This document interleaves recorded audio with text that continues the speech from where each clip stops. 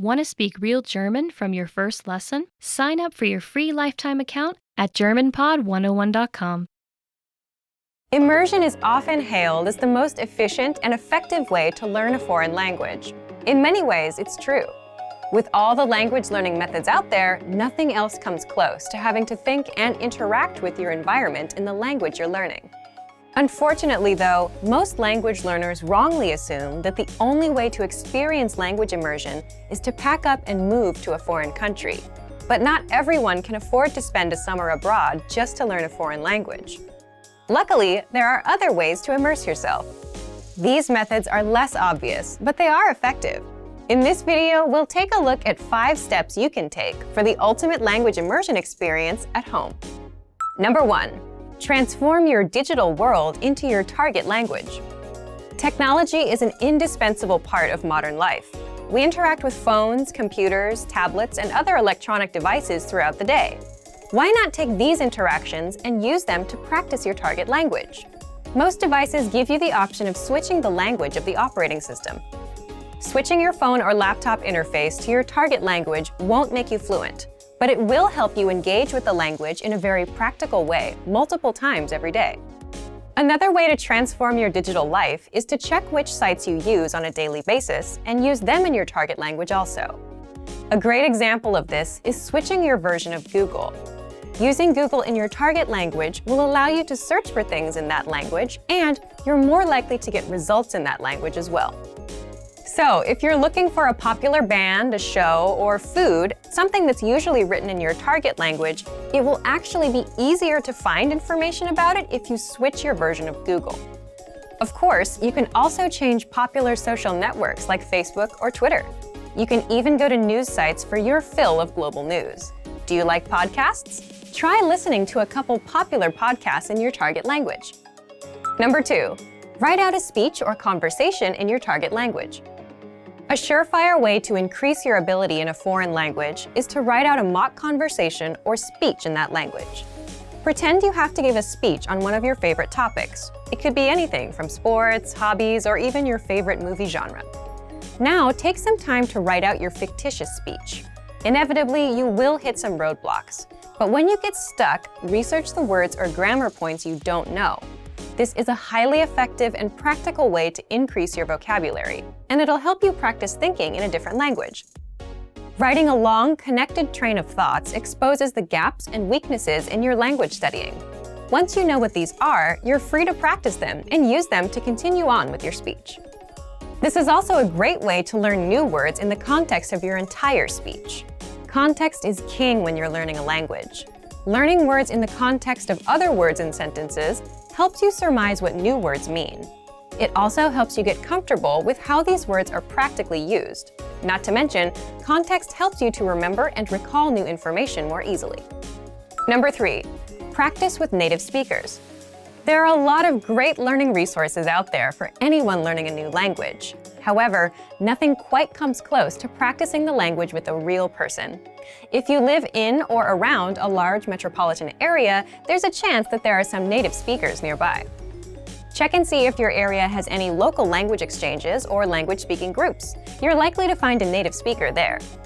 If you can't make a connection locally, you can search online. Just as there are language exchanges in the real world, there are also online ones, most of which are free. Number 4. Connect with other language learners. Native speakers aren't the only people who can aid you on your language learning journey. Practicing with other learners is also helpful. Don't worry if you practice with someone who has a higher or lower level in the language than you. If you're the more advanced learner, you can learn a lot by teaching someone else. As you help someone else understand difficult words or grammatical concepts, you'll find that you start to better understand them yourself. If your learning partner has a higher level, they can be the one to help you overcome the hurdles you encounter as a beginner. After all, what better way to learn than from someone who, as a language learner, has been in your shoes? Number 5. Reward yourself in your target language. At the end of a busy day, we all love a little relaxation and me time. One of the most enjoyable and effective ways to develop your language skills is to kick back and enjoy the language while doing leisure activities. Whether it's listening to music, watching a movie or TV show, reading a book, or even enjoying a good online video binge, Even spending just an extra 30 minutes a day doing something you love in your target language can yield some serious long-term results. If you're a beginner, start with more basic content. You might have to start out listening to simple songs or even watching children's shows. After a while, though, you'll be able to dive into the meatier stuff and more engaging stuff as your proficiency increases. Learning a foreign language doesn't mean you have to spend your days straining over grammar rules or textbooks. Any way that you can take your learning off the page and make it more enjoyable will help you learn faster. Immersion is a powerful way to learn a foreign language, and now more than ever, the immersion experience isn't limited to just world travelers. With a little creativity and the right resources, you can experience the language without ever having to leave your hometown. Many of these resources can be found with our complete language learning program. Sign up for your free lifetime account by clicking on the link in the description. Get tons of resources to immerse yourself in your target language. And if you enjoyed these tips, hit the like button, share the video with anyone who's trying to learn a new language, and subscribe to our channel. We release new videos every week. I'll see you next time. Bye! Want to speak real German from your first lesson? Sign up for your free lifetime account at GermanPod101.com. Entmutigt, discouraged. Entmutigt, discouraged. Er fühlte sich ziemlich entmutigt nach seiner Niederlage. After his defeat, he felt very discouraged. When you lose, so you're like, oh gosh, I put it so much focus on this, it meant so much to me and it didn't work out, so I'm discouraged. Entmutigt. Enttäuscht, disappointed. Enttäuscht, disappointed. Er wurde von seiner Frau enttäuscht. He was disappointed by his wife. I hope that wife didn't do something too bad. Yeah, disappointed. Like it can be something really minor, like, oh, I came home and I hoped she, I don't know, prepared maybe a nice little lunch or something, then oh no, so I'm a little bit disappointed. You shouldn't be, because it's not the task of your wife to cook food, right? It can be something minor, like, oh, I hope you took a picture of that car and you didn't, so I'm a little bit disappointed, enttäuscht. It can also be something super big, like, oh, wow, you cheated on me, I'm very disappointed. And I hope that didn't happen to any of you. Bad feeling. Didn't happen to me, luckily. I mean, I guess. Who knows? I guess. I have never been cheated on. Knock on wood, right? Sich sorgen, to worry. Sich sorgen, to worry. Die Frau sorgt sich die Rechnung. The woman worries about the bill. If you worry about money, that really sucks, because mostly you cannot really do so much about it. Even worse, for example, if you worry about your kids, like, oh, my kids go to school and they don't come back, they should be here already, then this is super, like, frightening and you worry. Man sorgt sich. If I'm a parent, I worry about my child. Ich sorge mich mein Kind. Try not to worry so much about what might happen or might not happen, as long as you cannot really influence it anyways. Besorgt. Anxious. Besorgt. Anxious. Die Klausurergebnisse werden morgen bekannt geben und ich bin sehr besorgt darüber. The exam results will be announced tomorrow and I'm very anxious about it.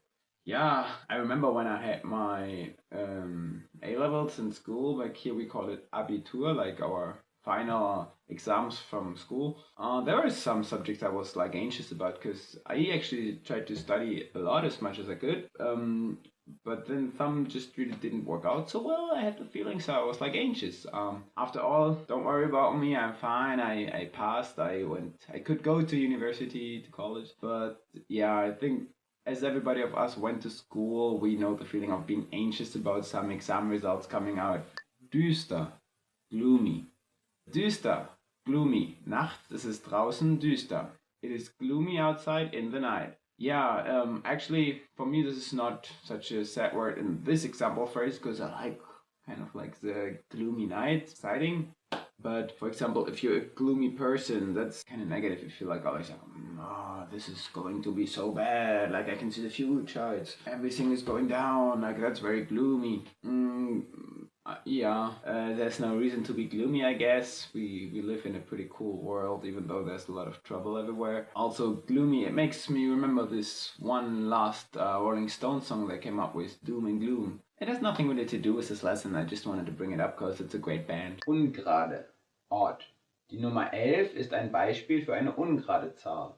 The number 11 is an example for an uneven number. Even numbers, now we have odd numbers. In German, it's a little bit easier. It's just gerade and ungerade.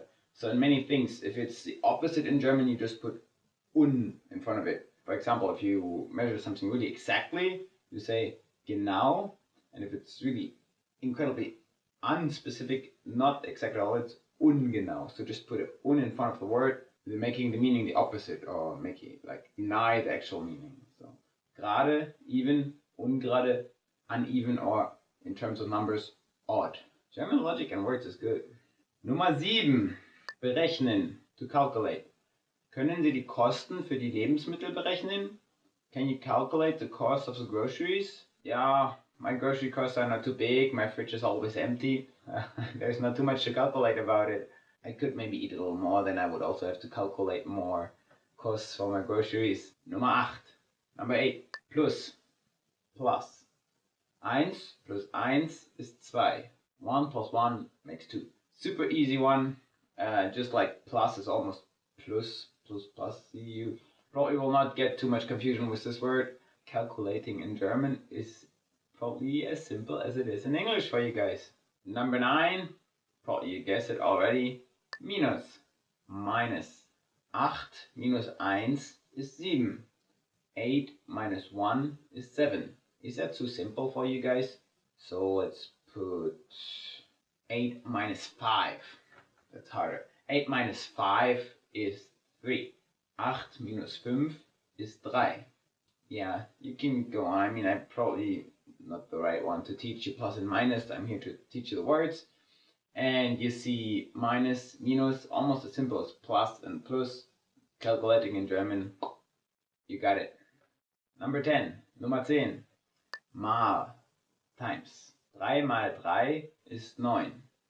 3 times 3 is 9. Yeah, there is this, do you know Pippi Longstrump? This, not cartoon, but child story character. And there's a song, I don't even know how it is in English, but in German the thing, 3 mal 3 macht 9, wie. Going on, and so it's like 3 times 3 makes 9, da la la la. That's probably the easiest way to remember what is 3 times 3 in case you're not so good with numbers. There's a math rule is in German Punkt vor Strich, means points before stripes, like plus and minus, it's kind of like stripes, whereas mal and geteilt, there are dots. Calculating, if you have a chain of numbers, you always first calculate the dots, the times, and divided by, before you calculate plus and minus. Why I'm telling you this? Just to show we did it opposite way, we had plus minus. Now we have mal. Onkel, uncle, onkel, uncle.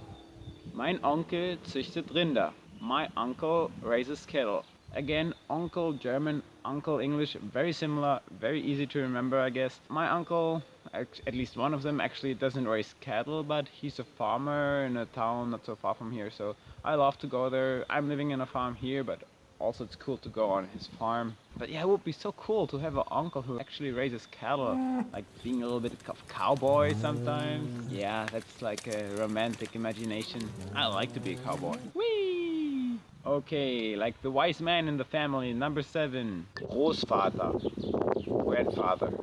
Großvater, grandfather. Ich habe diese Uhr von meinem Großvater geerbt. I inherited this clock from my grandfather.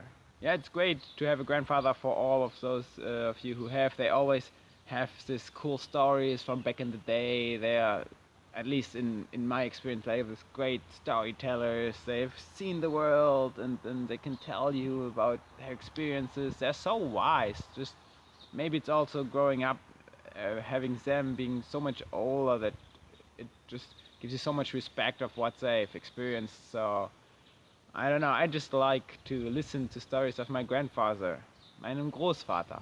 Or actually, what you also say instead of Großvater, which is a little bit more formal, is Opa. Just like, I don't even know exactly what you would say in a short form in the US or in England, but when we call, like we call daddy, our father, we would call our grandfather, hey Opa, Opa, Opa, Opa. Like all the children, no, Opa's there. Like, oh, grandfather is there. Number 8, Schwiegervater, father-in-law. Schwiegervater, Father-in-law. Ich gehe zum Spiel mit meinem Schwiegervater. I'm going to the game with my father-in-law. Yeah, that's something really cool. If families come together, you have a boyfriend or a husband, wife, whatever, and you get along really good with the family of your partner as well. Especially, for example, if you're interested in the same sports, imagine you're even interested in the same team, you can go to a game together and just makes your families grow together even more. Bonding by sports, I think that's one of the easiest ways to do it, as long as you have the same interests. It doesn't really work to say, hey, let's go to see my team, and he's like, oh, I hate soccer. So, having all this male part of the family settled, let's go to the beautiful side, to our girls. Number 9, Mutter, mother. Mutter, mother. Meine Mutter macht unglaublich leckeren Apfelkuchen. My mother makes incredibly delicious apple pies. Yeah, whenever I come there, she's like, hey, can I prepare you something? Yeah, I think there are many moms who are really good in cooking something specific or even more things. Appreciate it as long as they enjoy doing it and it's not just like work for them. They enjoy doing something good for you, like mothers love to take care for their sons. I know this. And then you can enjoy the apple pie. She enjoys the time with you. Just go visit your mom and have an apple pie with her. Number 10, Tochter, daughter. Tochter, daughter. Unsere Tochter ist Doktorin. Our daughter is a doctor. Wow, great. That's a hard field of study, but she helps people to survive. Cool. Number 11, mir geht's auch gut. I'm fine too. Yeah, that's also like the response in this typical conversation. Hey, how are you? I'm fine. And you? Oh, I'm fine too. Mir geht es auch gut. I'm fine too. Number 7, ich bin müde. I'm sleepy. That's also legitimate to say, like, if you really had a rough day or haven't had enough sleep last night and you feel so tired or sleepy and you're like, ah, ich bin müde. You can say you're tired. It's not impolite, or it's not like the other person would be worrying about you if you say, oh, I'm sleepy. But it also makes clear that, hey, you're not in the best mood right now. Probably you're not going to start crazy stuff, something. You're just a little bit sleepy. Ich bin müde. Ich bin ein bisschen müde. Recently, I've been quite sleepy from time to time because I started a new job and I have to wake up very early every day, so I come home sleepy. But, yeah, that's the way it is. But that's no problem. At home, I like calm down a little bit, have lunch, have a coffee, and then everything is cool. Then I'm fine. Mir geht's gut. Number 8.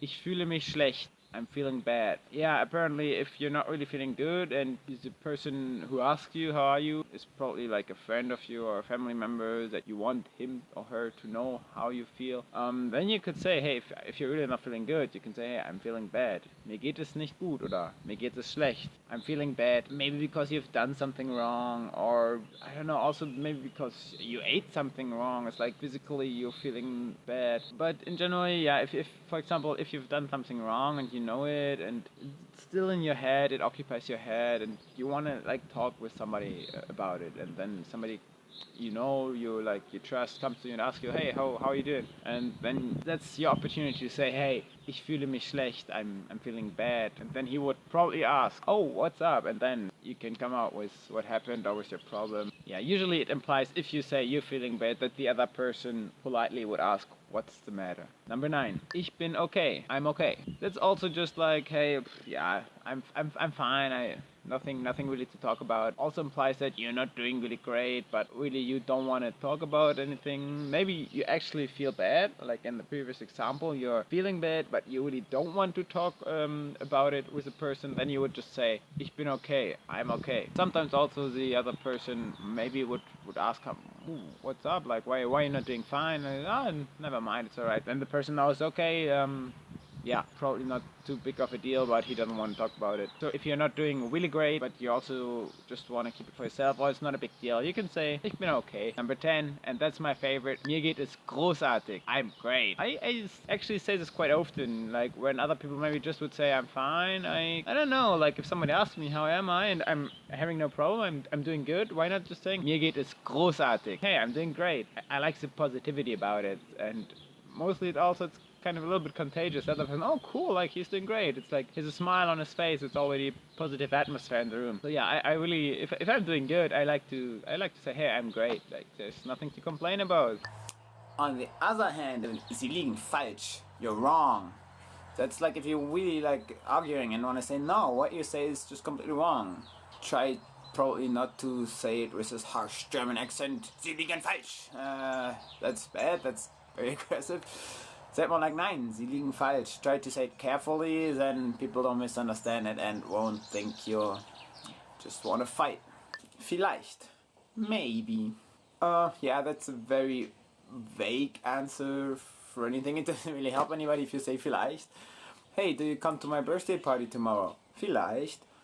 Oh, do you want to go shopping with me next week? Vielleicht. See, it's not like a very satisfying answer.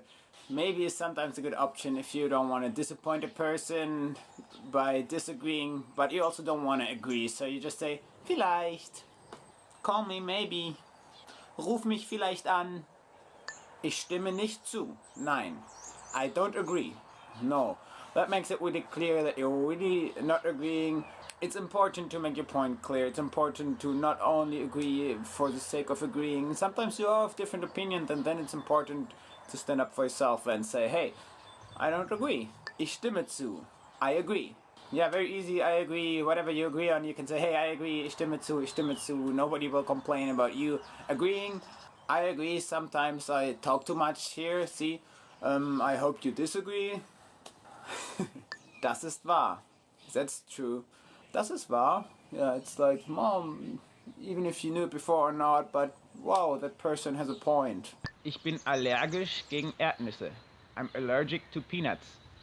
Yeah, this happens. If you don't eat peanuts, and if you're not sure whether there are peanuts in your food or not, it's a good idea to ask or just to raise attention to the waiter. Hey, ich bin allergisch gegen Erdnüsse, so please don't bring me any peanuts. Number 12. Wasser bitte. Water, please. Other than in the US, in Germany, it's not common that you get free water at the table during your evening in the restaurant. You always have to order it, unfortunately. So whatever you want to drink, if it's beer, Coke, or just like water from the sink, you would always have to order it and pay it. So don't expect the waiter to bring you water for free. If you order water, then it also will appear on the bill. But therefore we used to have sparkling water, which in my opinion is way better than just sink water. Come on, it's so boring. Wie viel kostet das? How much is this? Yeah, if you're really thirsty, want the water, but are kind of out of money, then you should ask maybe how much it is, and then you can use this phrase, wie viel kostet das? How much is this? Or yeah, anything in the souvenir store, there's like this stupid little thing you want to bring home, but you don't want to spend a fortune on it, then better ask before, how much is this? Wie viel kostet das? Oh, see, sun is coming out. Now's the right time to travel here. First learn the sentences, but then travel here. Yeah, you see, when the sun is shining like this, you should pack your stuff. Ich möchte 10 von diesen. I'd like 10 of these. I remember when I went to Brazil, there's always this so-called feira. It's like a fair where they sell food and toys and everything. But then, of course, the most exciting for me were the fruits, because they had so many exotic fruits. And then I went there and like, oh, I had like 10 of these and 5 of these and 3 of that. And there were fruits I've never seen, so I wanted to try. So this might happen to you if you come here, that you see fruits or vegetables that are not so common in your country. Then you can really use the sentence. Yeah, you should always try the new stuff. Ich möchte das hier. I'd like this. Coming back, if you're at the fair and you really don't know, like there's something you've never seen, but then you want to point at it and say you want this, and you want to impress the one who's selling you, the seller, speaking German, then you can just say, ich möchte dies, and he will be like, cool, here you got it. Number 16. Want to speak real German from your first lesson? Sign up for your free lifetime account at GermanPod101.com. Mir ist nach. Mir ist nach. I feel like. Mir ist nach. I feel like. Mir ist nach Kino. Mir ist nach Kino. I feel like going to the cinema.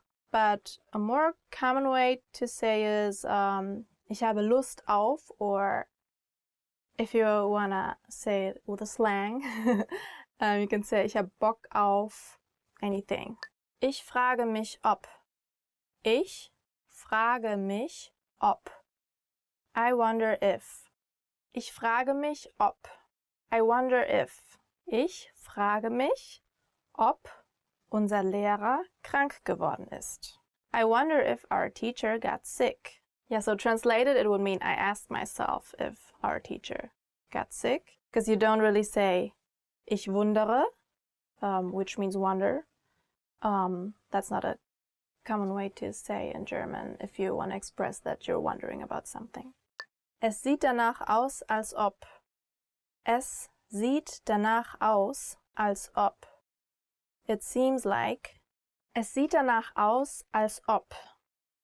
It seems like. Es sieht danach aus, als ob es gleich regnen wird. Es sieht danach aus, als ob es gleich regnen wird. It seems like it would soon start to rain. Wenn es nach mir gehen würde. Wenn es nach mir gehen würde. If it were up to me. Wenn es nach mir gehen würde. If it were up to me. Wenn es nach mir gehen würde, hätte ich schon längst gekündigt. If it were up to me, I would have already resigned. So you say it if you want to express that if no one has something against it, or if I'm allowed to decide, then I would do it like this and that. Wenn es nach mir gehen würde. Kannst du mir mehr über erzählen? Kannst du mir mehr über erzählen? Can you tell me more about? Kannst du mir mehr über erzählen? Can you tell me more about? For example, if someone went to New Zealand and you really want to go to New Zealand too someday and you want to learn more about the country, then you can be like, kannst du mir mehr über Neuseeland erzählen, about your journey in New Zealand? Because, yeah, I'm really interested and I want to know about the places to go and some places that you recommend. So, yeah, that would be an example to use this phrase. Kannst du mir mehr über deutsches Bier erzählen? Kannst du mir mehr über deutsches Bier erzählen? Can you tell me more about German beer? Es geht dich nichts an. It's none of your business. Es geht dich nichts an. It's none of your business. So many people say it by themselves if they don't want to get too intimate about an issue, if they don't want to come too close to someone. So the next one is halt den Mund, shut up. So, I mean, it's not very nice to say to someone halt den Mund. Lass mich in Ruhe. Leave me alone. Lass mich in Ruhe means leave me alone. So this one you say if you just want to be alone by yourself, if you don't want to be bothered by anybody, but also if you're angry and maybe had a fight with someone and then you just don't want to continue the fight anymore, you just don't want to get attacked or offended anymore, and you say, okay, just leave me alone, I'll go into my room and please don't disturb or bother me. Willst du mich veräppeln? Are you kidding me? Willst du mich veräppeln? Are you kidding me? So actually, you don't really say veräppeln. That's not a very common way to say. Maybe they said it like that many years ago. Or older people might still say veräppeln. Was auch immer. Whatever. Was auch immer. Whatever. So this also depends on the context. You could say that during a fight. If you want to stop arguing with someone, you say, okay, just whatever. Was auch immer. Or you could say it if you are explaining something, but I don't know, you don't really, you can't find the words or something, and you can also say, okay, it was this and that, was auch immer. Doesn't really matter. If it's not that important, then you can use that too. Ich werde die Survival Phrases Series auf germanpod101.com beenden, indem ich mir 2 Lektionen jeden Tag anhöre. I'll finish Survival Phrases Series on germanpod101.com by listening 2 phrases a day. Survival with German language requires some survival lessons, I guess. Go through the survival lessons and take care you follow all the steps I'm going through with you today. And then we make sure that you will be on track with all your goals in learning German. Ich werde ein deutsches Buch zu Ende lesen, indem ich 10 Seiten jeden Tag lese. I'll finish reading one German book by reading 10 pages a day. I know we have some great German philosophers like Goethe and Schiller. Maybe you should not start with this kind of stuff. It's a bit heavy. Even German speakers struggle to understand all that stuff. Take something easy, and then reading is fun. I think reading German is a great way to master the German language, so go ahead, 10 pages a day, make sure. Ich werde meinen Deutschtest bestehen. I'll pass my German test. Whatever test that is, like there's all this A1, A2, B1, B2, or if it's test stuff, there's the Goethe Institute. All those are great. If you plan on studying in German, then you have to reach a specific level and pass in a test. I think that's usually either the Goethe Institute or the C1, and there's test stuff, DSH. So if you plan on studying in Germany, you should make sure that you pass on one of those tests. They're a bit higher than the B2 level, and listening to these lessons here is the first way to get there. Ich werde einen deutschen Film komplett verstehen, indem ich ihn jeden Tag gucke. I'll fully understand one German movie by watching it every day. I'm not so sure if that's the best way to do it. Might get quite boring after the 3rd, 4th or 5th time. But I don't know, if you like binge watching all over the same movie, then it might be a good idea to just switch over to German at one point. So if you already know all the phrases by heart in your mother tongue, that could be a way. I like Bad Boys. That's a good movie. Wouldn't watch it every day though. Okay, I think we'll find better ways to make you learn German without you having to watch the same movie every day all over again. Okay, let's try with the next one. Ich werde vor meinen deutschen Freunden auf Deutsch eine 3 Minuten lange Vorstellungsrede halten. I'll give a 3-minute introductory speech in German to my German friends. First thing to do here is find some German friends. If you live somewhere else, I don't know. But on the other hand, Germans are everywhere. So just go out, shout some of the stuff that you already learned with me, and then whoever speaks German will be like, oh, I understood that. So you can find some German friends this way. Then give them your 3-minute introductory speech, and then they already know who you are. And so, maybe they are friends afterwards.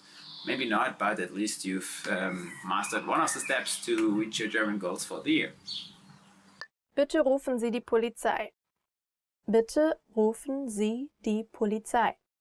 Call the police, please. Yeah, so if you got caught in an emergency, then you can just say to someone, call the police, please.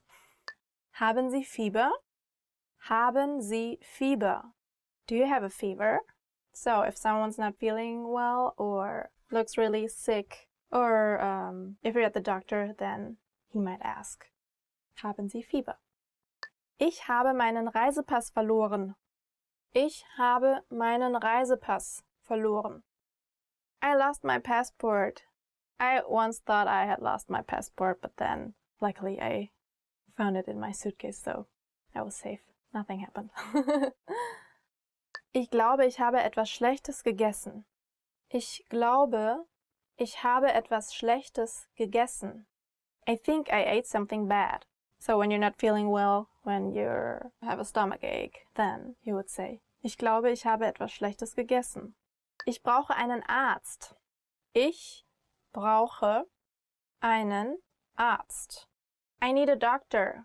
If you want someone to call an ambulance, then you would be like, ich brauche einen Arzt. But that sounds really, really urgent. Rammstein. Rammstein, a hard rock band. Rammstein. So Rammstein. Rammstein, a hard rock band. Rammstein ist eine international sehr bekannte deutsche Hardrock-Band. Rammstein is an internationally well-known German hard rock band. Tokyo Hotel. Tokyo Hotel. Tokyo Hotel, a rock band. Tokyo Hotel. Tokyo Hotel, a rock band. Tokyo Hotel ist eine deutsche Rockband, die 2001 gegründet wurde. Tokyo Hotel ist eine deutsche Rockband, die 2001 gegründet wurde. Yes, so I remember them. They were very famous when I was a teenager, and they had like all these 13-year-old girls fans, and yeah, they were really crazy about them, but yeah, that's it. Die Ärzte. Die Ärzte.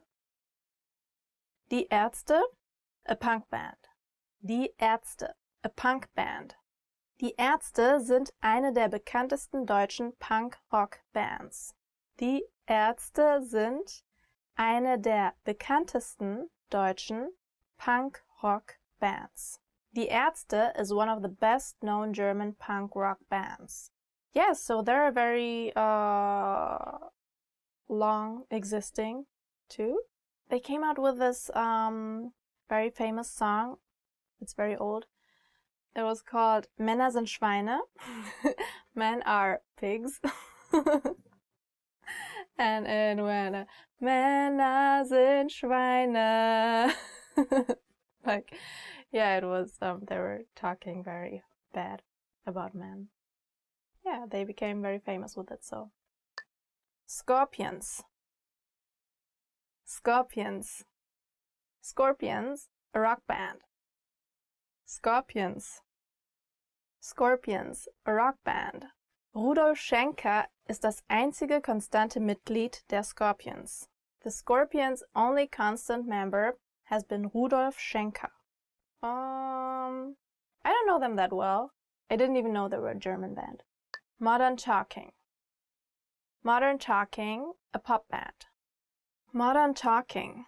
Modern Talking, a pop band. Die sehr bekannte Band Modern Talking besteht aus Dieter Bohlen und Thomas Anders. Die sehr bekannte Band Modern Talking bestand aus Dieter Bohlen und Thomas Anders. The very famous band Modern Talking consisted of Dieter Bohlen and Thomas Anders. Dieter Bohlen is actually one of the judges of Deutschland sucht den Superstar, which is similar to American Idol or the singing competition show. Ich kann mir vorstellen, eines Tages Deutschland zu bereisen oder dort zu leben. Ich kann mir vorstellen, eines Tages Deutschland zu bereisen oder dort zu leben. I imagine that one day I will visit or live in Germany. So, if you want to live in Germany, I recommend you to live in Berlin. I lived there for 2 years, and it's a very multicultural city where lots of different ethnicities come together. And yeah, it's just very... In the summer, it's a really great place to be.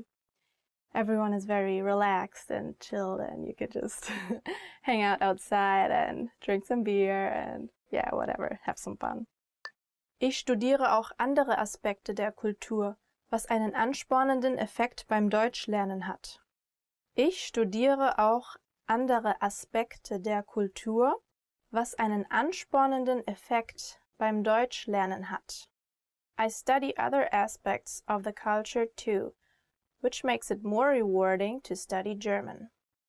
Yeah, so if you're interested in the German culture, you could check out different museums or study about classical music or go to the theater, which is very also cheap, especially for students. You can just go there for a few euros and yeah, enjoy.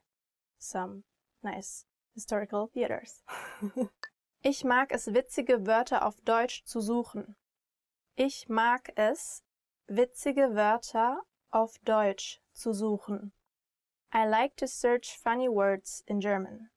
So, yeah, German has these very long words that are built out of, I don't know, maybe 3 or 2 to 4 words. Like, I don't know, for example, just auf Wiedersehen. If you say goodbye, in a formal way, you say auf Wiedersehen, which is auf and Wiedersehen Wiedersehen is pretty long. I was also asked if it's not like hard to write it every time, these long words. Or there are also funny sounding words like Streichholzschächtelchen. I think to not German speaking people, these or sounding words are pretty funny. Ich habe mich mit Leuten angefreundet, die Deutsch sprechen. Ich habe mich mit Leuten angefreundet, die Deutsch sprechen. I make friends with people who speak German. That's probably the best way to learn German, if you can just use it naturally in reality, if you get the chance to speak in that language. I mean, of course, it's always good to have German lessons and to learn about grammar and stuff, to actually be able to use it and also to speak a lot by yourself. That should be really, really helpful. Ich schaue mir YouTube-Videos von anderen Leuten an, die mit Erfolg Deutsch gelernt haben. Ich schaue mir YouTube-Videos von anderen Leuten an, die mit Erfolg Deutsch gelernt haben. I watch YouTube videos of other people who have successfully learned German. I don't know anyone who successfully learned German, but it would also be really helpful since German is a really hard language to learn, I think. As a native German speaker, I think, yeah, the grammar and everything is pretty complicated compared to other languages. So, yes, it would be really good to get some tips from people who learned it. Want to speak real German from your first lesson? Sign up for your free lifetime account at GermanPod101.com. Hi everyone, I'm Gabriella. How are your German listening skills? In this video, you'll have a chance to test them out with a quiz. First, you'll see an image and hear a question. Next comes a short dialogue. Listen carefully and see if you can answer correctly. We'll show you the answer at the end. Are you ready? Eine Frau fragt einen Verkäufer nach etwas in einem Buchladen. Welches Buch möchte die Frau sehen? Entschuldigen Sie, ich würde gerne einen Blick auf ein Buch in diesem Regal werfen. Welches Buch möchten Sie? Jenes über Autos. Einen Moment bitte. Dieses? Ja, das ist es. Hier, bitteschön. Welches Buch möchte die Frau sehen?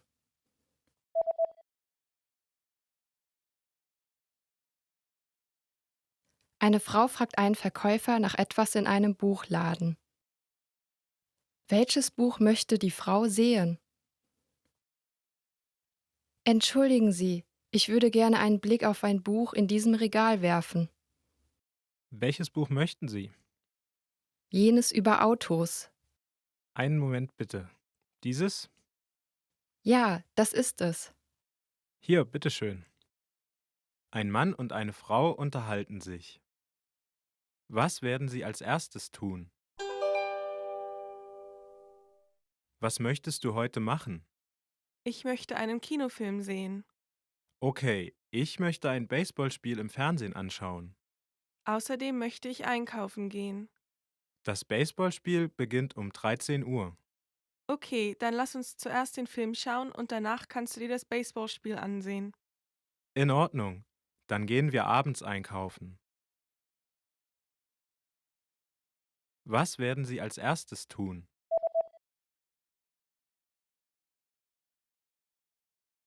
Ein Mann und eine Frau unterhalten sich. Was werden sie als erstes tun? Was möchtest du heute machen? Ich möchte einen Kinofilm sehen. Okay, ich möchte ein Baseballspiel im Fernsehen anschauen. Außerdem möchte ich einkaufen gehen. Das Baseballspiel beginnt um 13 Uhr. Okay, dann lass uns zuerst den Film schauen und danach kannst du dir das Baseballspiel ansehen. In Ordnung. Dann gehen wir abends einkaufen. Herr Cardigan, Sie sind sicher Amerikaner, oder? Nein, ich komme aus Kanada. Oh, Entschuldigung. Es ist schon okay. Ich wohne in Washington. Und Sie kommen aus Kanada? Ja, ich komme aus Calgary. Und Sie, Frau Löwen? Ich bin Deutsche. Kommen Sie aus Berlin? Nein, ich komme nicht aus Berlin. Ich wohne und arbeite in Berlin, aber ich komme aus Leipzig. Eine Frau und ein Mann schauen sich eine Fotografie an. Nach welchem Foto schauen Sie? Das ist ein Foto des Fußballteams, in dem Ihr Sohn spielt, oder? Welcher davon ist Ihr Sohn? Dieser hier. Oh, er ist der Größte. Ja, er ist sogar größer als ich. Nach welchem Foto schauen Sie?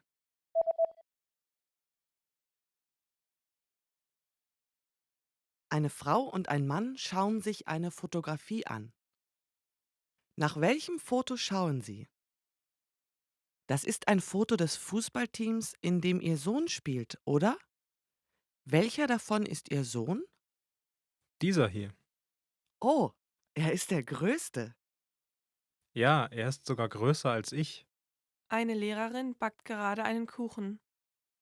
Welche Zutaten benutzt die Lehrerin? Heute werden wir einen Kuchen zubereiten. Verrühren Sie als erstes Butter und Zucker. Fügen Sie dann 2 Eier hinzu und verrühren Sie sie gut.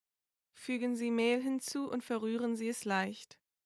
Stellen Sie alles in den Ofen und lassen Sie es 50 Minuten backen. Das war's.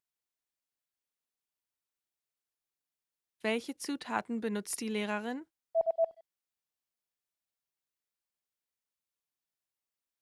Eine Lehrerin backt gerade einen Kuchen. Welche Zutaten benutzt die Lehrerin? Heute werden wir einen Kuchen zubereiten. Verrühren Sie als erstes Butter und Zucker. Fügen Sie dann 2 Eier hinzu und verrühren Sie sie gut. Fügen Sie Mehl hinzu und verrühren Sie es leicht. Stellen Sie alles in den Ofen und lassen Sie es 50 Minuten backen. Das war's. Entschuldigung, Ja, ich suche die Goethe-Schule. die Goethe-Schule? Ja, Ich suche die auch. Ein Junge liest in seinem Tagebuch. Was war das Erste, was der Junge heute getan hat? Das Wetter war toll heute. Ich bin heute Nachmittag zum Schwimmbad gegangen. Und abends bin ich ins Kino gegangen. Ich habe auch den ganzen Morgen gelernt. Heute war nicht übel. Was war das Erste, was der Junge heute getan hat?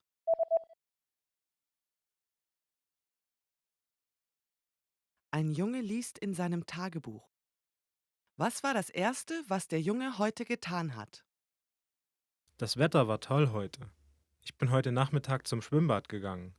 Und abends bin ich ins Kino gegangen. Ich habe auch den ganzen Morgen gelernt. Heute war nicht übel. Eine Frau und ein Mann unterhalten sich. Wann werden sie sich einen Film anschauen? Warum schauen wir uns nicht nächsten Samstag einen Film an? Das würde ich gerne, aber morgens habe ich einen Teilzeitjob. Um wie viel Uhr wirst du mit dem Teilzeitjob fertig sein? Um 14 Uhr werde ich fertig sein. Dann lass uns um 15 Uhr am Café treffen und uns um 16 Uhr einen Film anschauen. Okay. Wann werden Sie sich einen Film anschauen?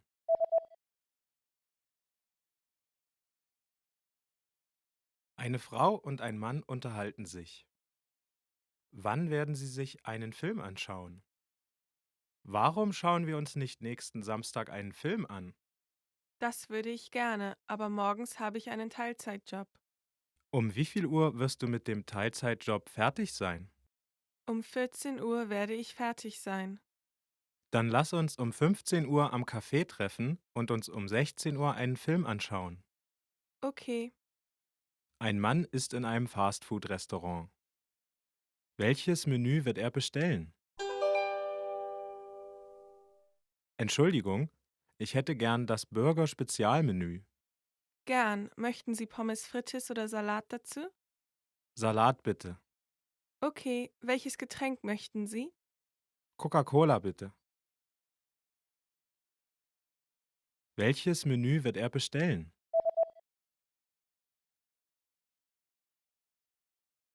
Ein Mann ist in einem Fastfood-Restaurant.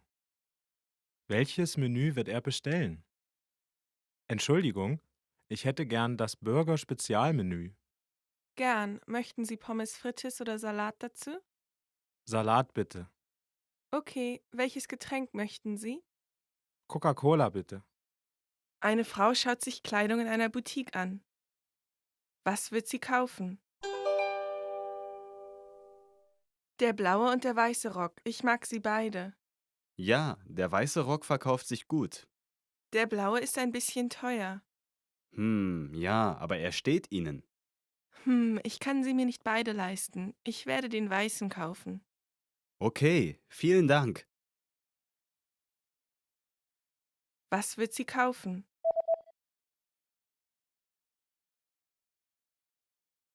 Eine Frau schaut sich Kleidung in einer Boutique an.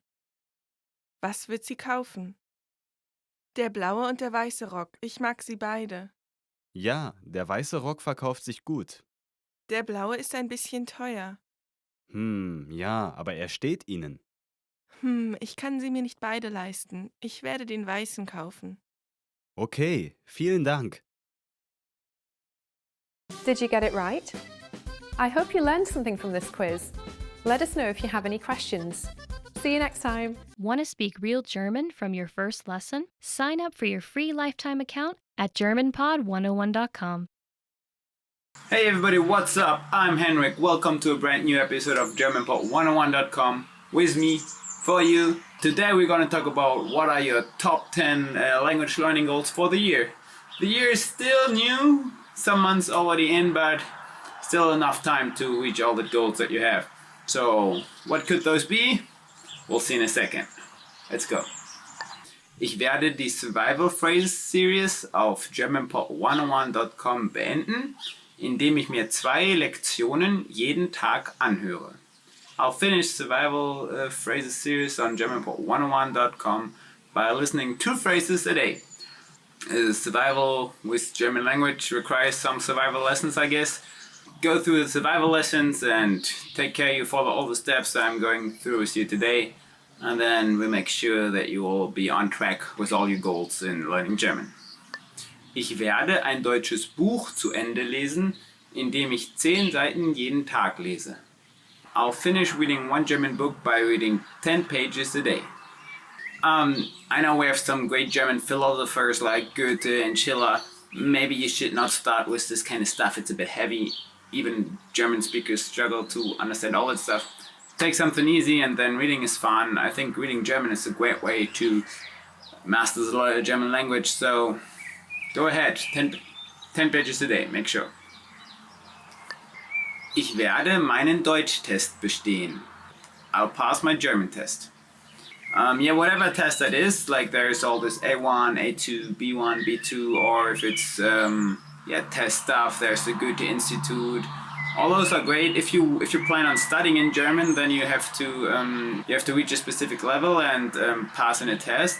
I think that's usually either the Goethe Institute or the C1, and there's test stuff, DSH.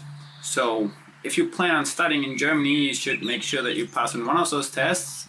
They're a bit higher than the B2 level, and listening to these lessons here is the first way to get there.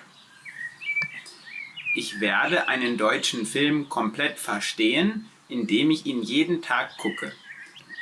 I'll fully understand one German movie by watching it every day. I'm not so sure if that's the best way to do it. Might get quite boring after the 3rd, 4th or 5th time. But I don't know, if you like binge watching all over the same movie, yeah, then might be a good idea to just switch over to German at one point. So if you already know all the phrases by heart in your mother tongue, that could be a way. I like Bad Boys. That's a good movie. Wouldn't watch it every day though. Okay, I think we'll find better ways to make you learn German without you having to watch the same movie every day all over again. Okay, let's try with the next one. Ich werde vor meinen deutschen Freunden auf Deutsch eine 3 Minuten lange Vorstellungsrede halten. I'll give a 3-minute introductory speech in German to my German friends. First thing to do here is find some German friends. If you live somewhere else, I don't know. But on the other hand, Germans are everywhere. So just go out, shout some of the stuff that you already learned with me, and then whoever speaks German will be like, oh, I understood that. So you can find some German friends this way. Then give them your 3-minute introductory speech, and then they already know who you are. And so, maybe they are friends afterwards. Maybe not, but at least you've mastered one of the steps to reach your German goals for the year. Ich werde 5 deutsche Lieder auswendig lernen. I'll memorize 5 German songs. Ooh, that's a hard one. Even I don't memorize 5 German songs. I know maybe 99 Red Balloons. That's a good one, easy to remember. Could start with that. I do know more English songs. They're the better songs. Unless you really like German music, then we have some cool rock bands. There's Die Toten Hosen. Should listen to that stuff. Good stuff. Or Die Ärzte. Same direction. If you manage to memorize 5 German songs, please leave a note and sing them. I want to know. Ich werde 350 Wörter durch Karteikarten auf germanpod101.com zu Ende auswendig lernen. I'll finish memorizing 350 words with flashcards on germanpod101.com. That's a pretty long one, okay, so one more time, pretty slow. Ich werde 350 Wörter durch Karteikarten auf germanpod101.com, right here, zu Ende auswendig lernen. Yep, flashcards are a very good way, like the little flashcards. Write down the words. After writing down 350 words, you probably already know most of them, so that's the way to go. The horse agrees. I used to learn with flashcards also, but flashcards definitely is a good way to go for. Ich werde 10 Postkarten auf Deutsch an meine deutschen Freunde schreiben. I'll write 10 postcards in German to my German friends. Yeah, again, first find some German friends that you can send the postcards to. If you haven't been successful in the mall with shouting around and giving you a 3-minute introductory speech, and you haven't found any German friends yet, just write 10 German postcards to your grandma. Grandmas love postcards. Just, I don't know, add some little pictures of yourself, and they'll be totally fine. I don't know, grandmas are full of surprise. Maybe they even speak German. But yeah, you see, it's worth finding some German friends so that you can give you a 3-minute introductory speech. You can send 10 German postcards. German friends are very useful. People say it's hard to find German friends. That's not true. We're everywhere. We're nice people. Ich werde lernen, wie man über vergangene, gegenwärtige und zukünftige Ereignisse spricht. I'll learn how to talk about past, present and future events. I think it's worth also to grab a German grammar book. That way you can also do your 10 pages in German a day and study the German past and present forms. Because, my lessons are very good to learn some new vocab and to get a little bit the feeling of the language and get some cultural insights. But I'm not really going into detail too much with grammar. So in my opinion, to really study grammar, a book is the best way to go because you can really sit down, think. It's also a bit like you can use your flashcards and write down the different forms of a verb in the past and in the future. Future, it's there. Past, there. Present, right here. Vergangenheit, Zukunft, Gegenwart. That's the 3 years ago, so dreamers, I don't know, memorizers, and right here we are. Gegenwart. Ich werde 150 Wörter meistern, indem ich 5 Wörter pro Tag auswendig lerne. I'll master 150 words by learning 5 words a day. That's a good goal. New words, broaden your vocab. 5 new words is good, like it's not too much in the beginning. After a couple of days it gets more, like after 7 for example, after a week you would be with 35 words. 35 words are good, you can make a lot of sentences, maybe not so much sense, but a lot of sentences with 35 words. But yeah, no kidding. I mean, having the goal of every day having 5 new words is pretty good, so you always kind of really broaden your horizon. And of course, from time to time you'll forget some, but therefore you have your flashcards to repeat. And yet also it gives you the chance to really get a little step forward day by day. So 5 words every day. So that's it for the day. I hope you liked the lesson. I hope you get yourself a plan now, what you have to do to keep on track with your German for the end of the year. We're in April right now here. You see weather, sometimes blue, sometimes gray. Getting closer to summer, but still in the beginning of the year. You still got all the opportunities to learn German this year. So follow the steps I told you, and then I see you next time. Bye bye. Yeah, I know. You hear that horse? Okay, anyways. I think really the only song everybody here knows is probably 99 Red Balloons. 99 Luftballons. Yeah? You know that one too.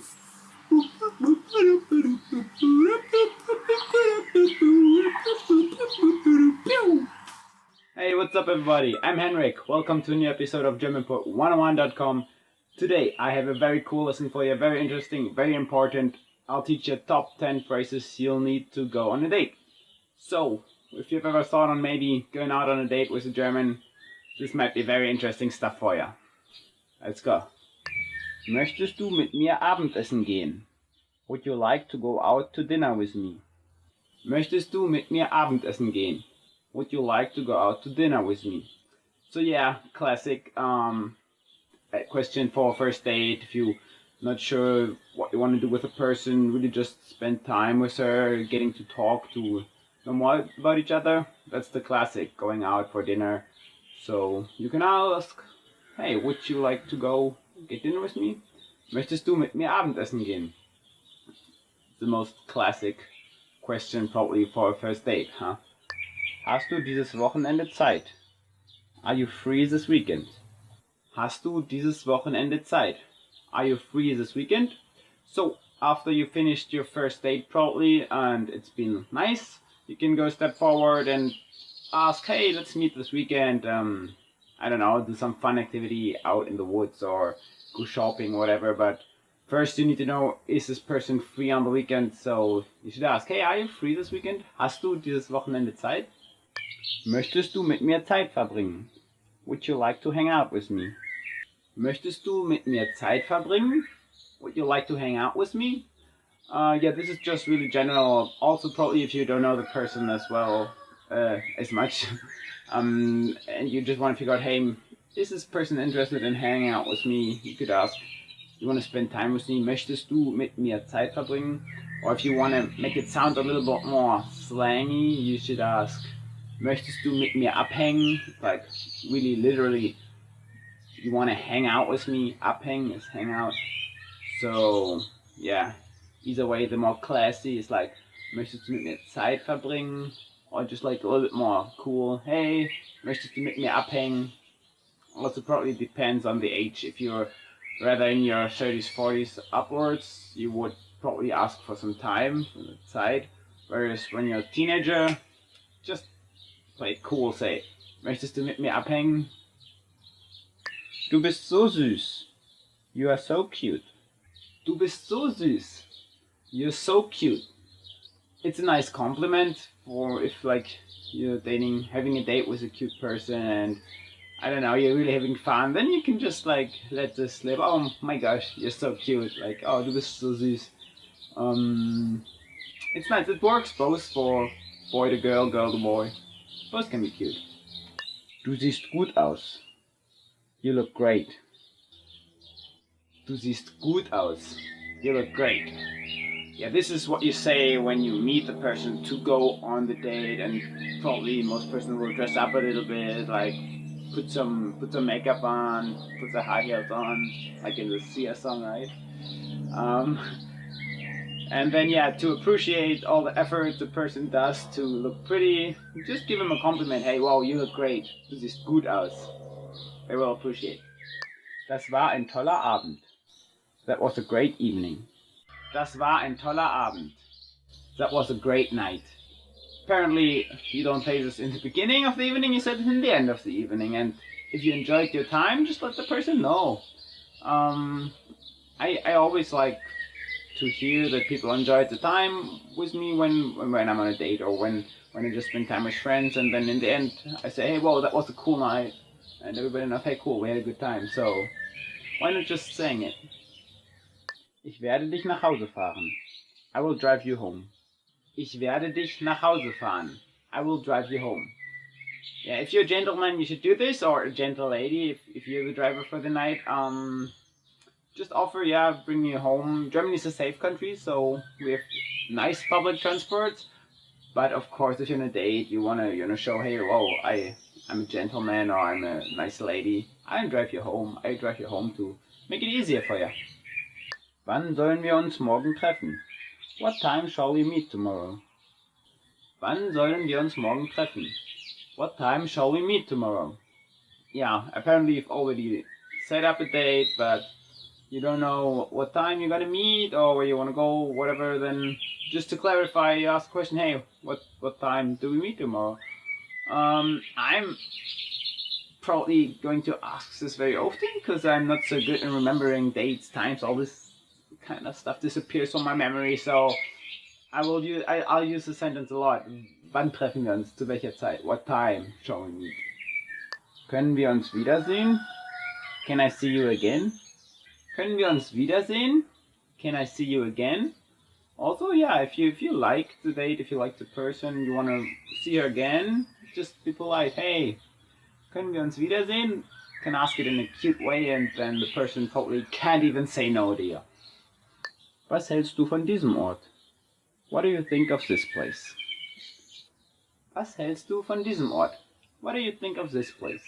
Yeah, if you found a nice spot, then suggest, hey, let's stay here. For example, in my city, it's like a little bit in a mountainish area. Yeah, I know Swiss and Austrian people would disagree, because it's like not huge mountains, it's more like hills.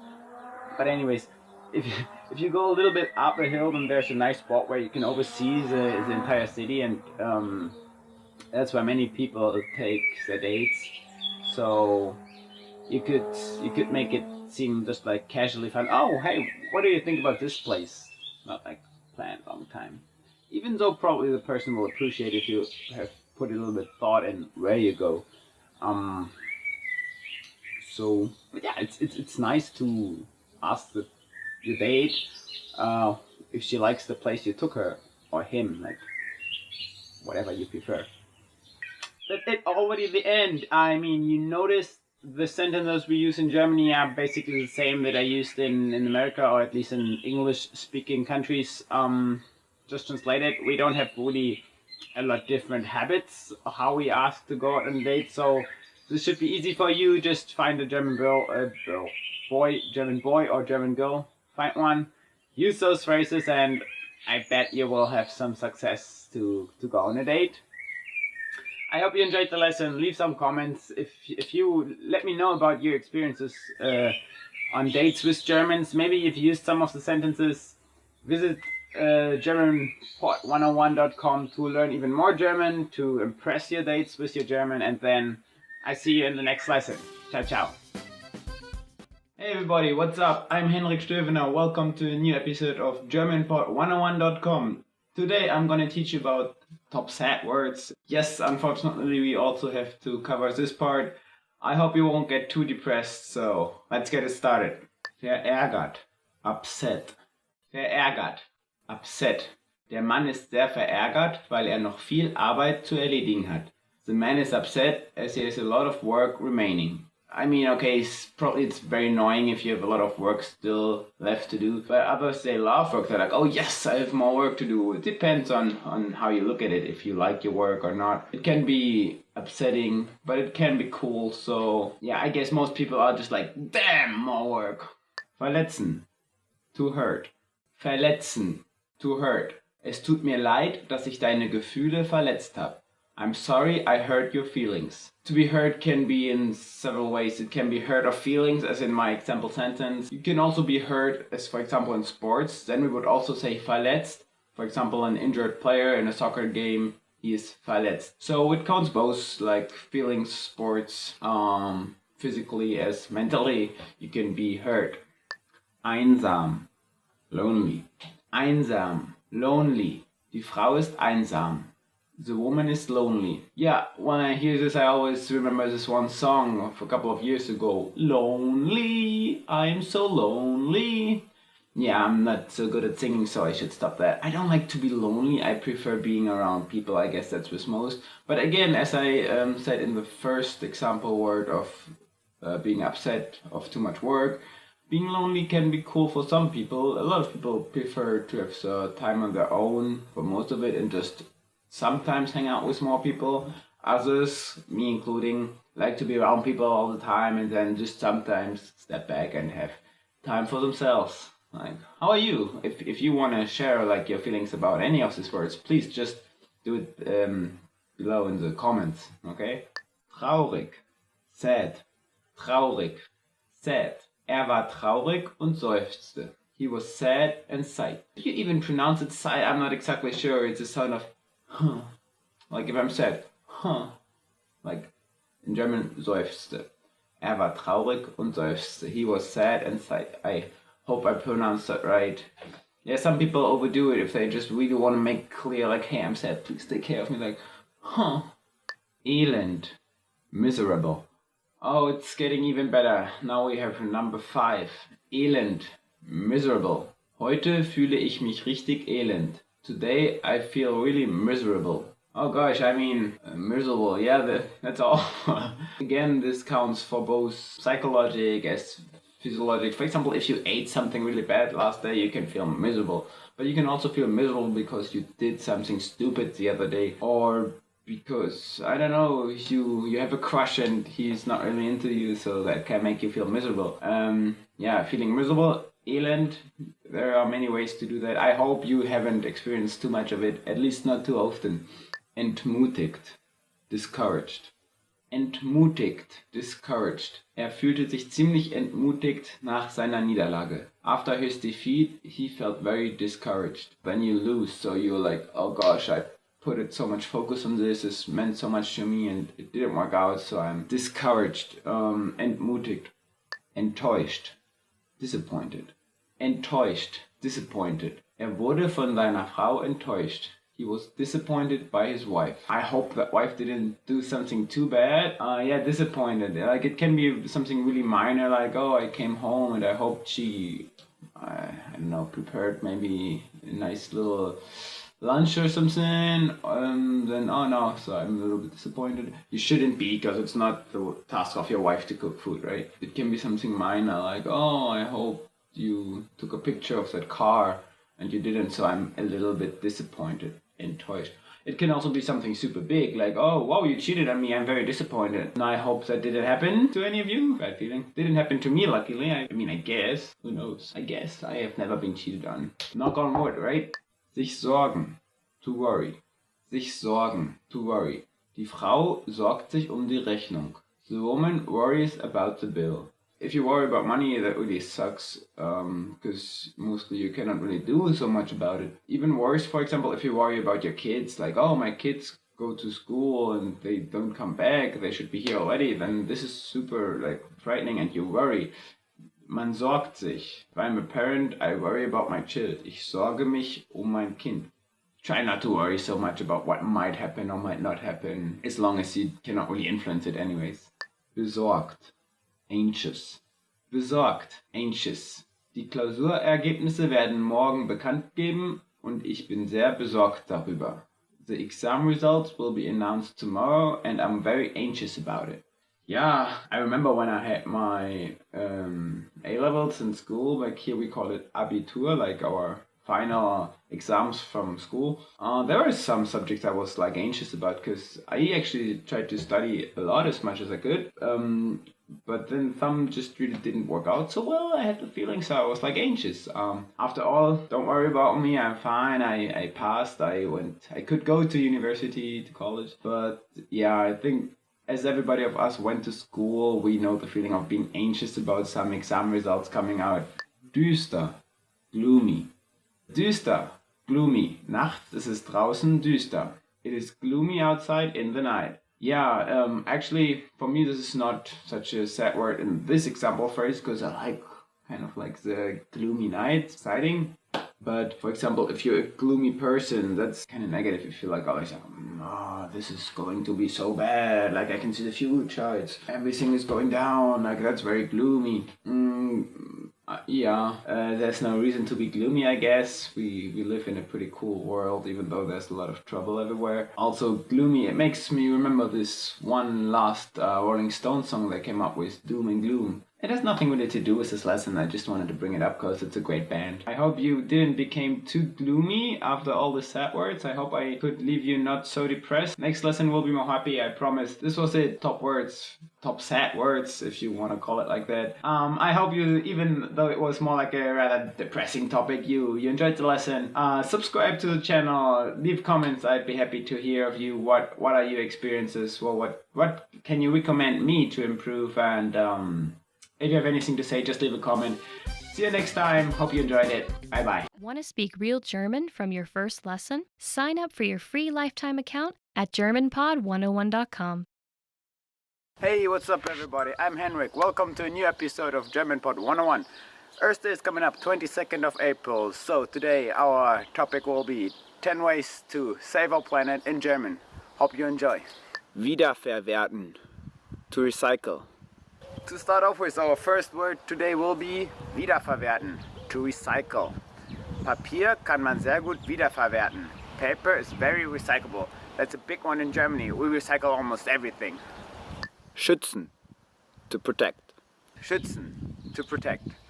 Wir sollten die Tropenwälder schützen. We should protect the rainforests. You know, in Germany there's a beer brand which claims that for every crate of beer you buy of them, you would protect a square meter of rainforest. I mean, I do like drinking beer, but I think a better way to protect the rainforest is, for instance, using recyclable paper, right? But you can have beers if you want. Wiederverwenden. To reuse. Next one, be aware, very similar to the first one, it's wiederverwenden. To reuse.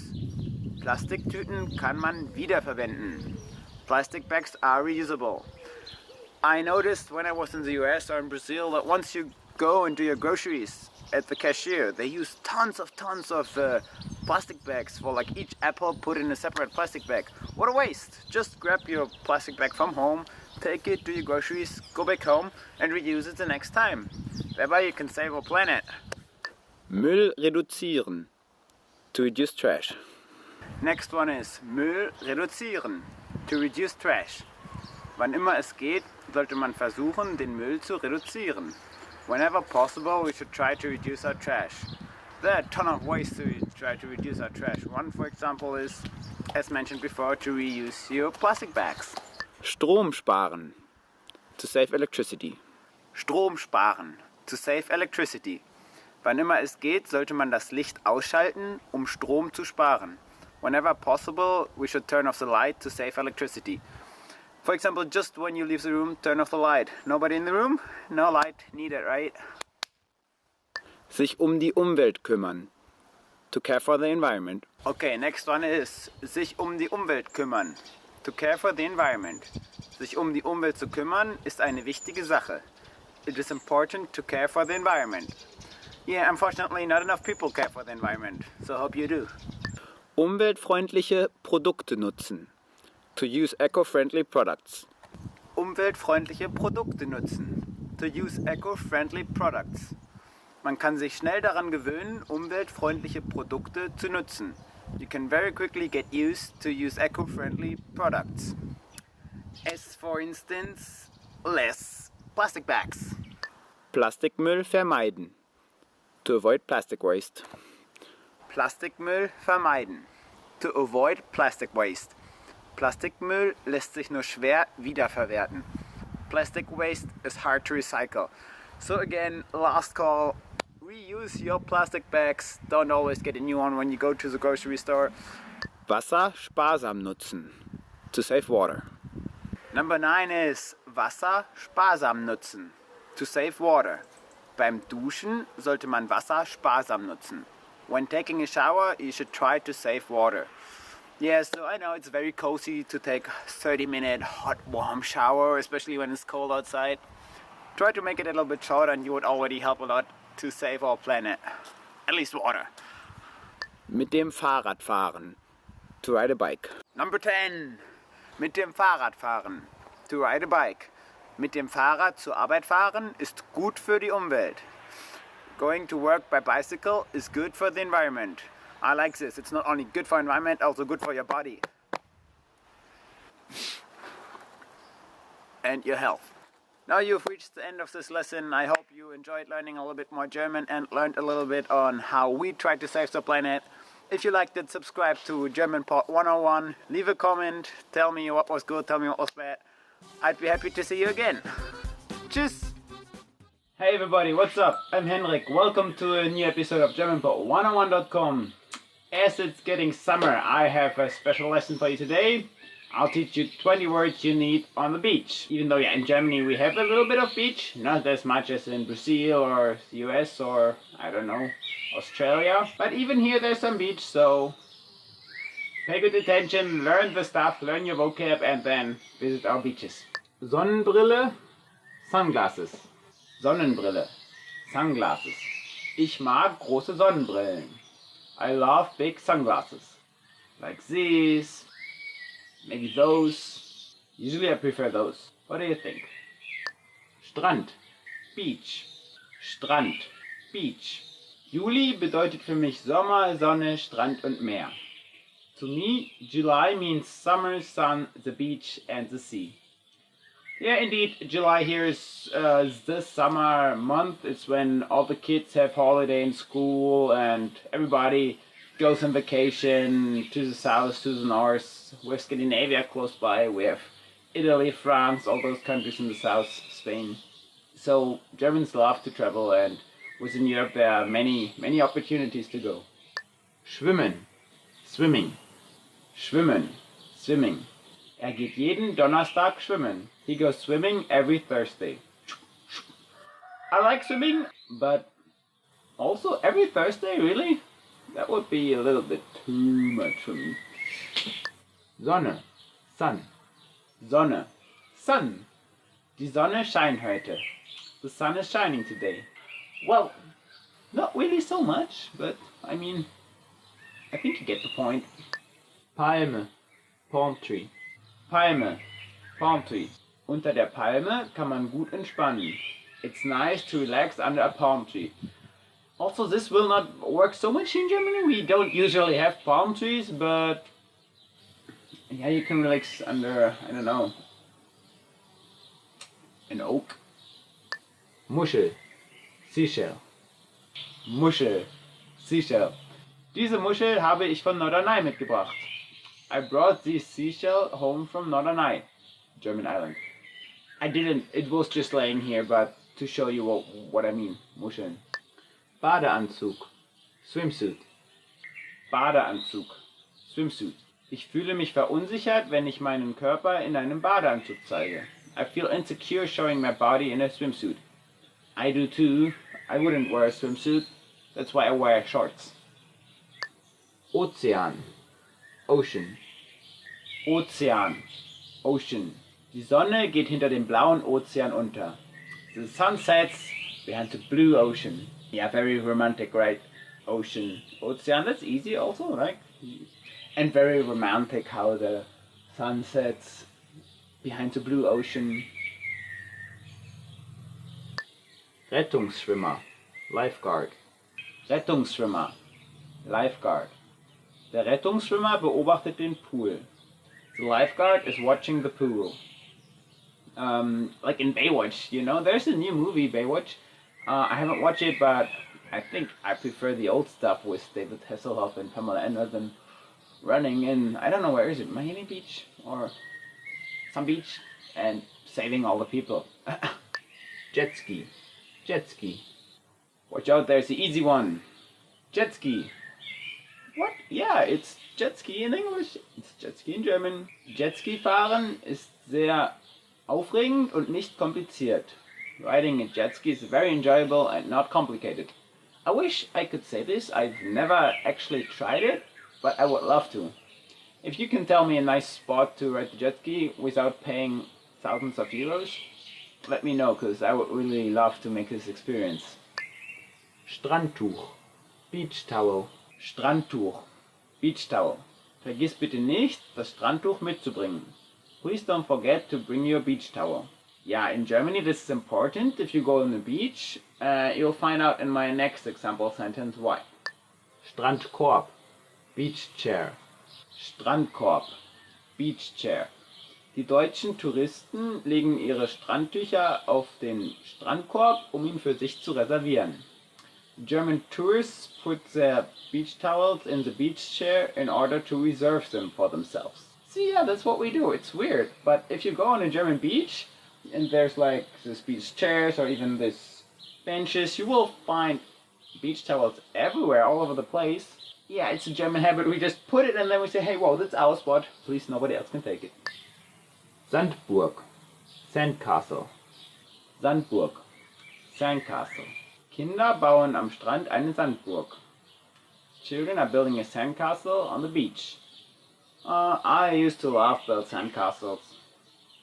There's even this song from How I Met Your Mother. Do you remember? Sandcastles on the sand. Yeah, I shouldn't sing. Woo. Flut. Tide.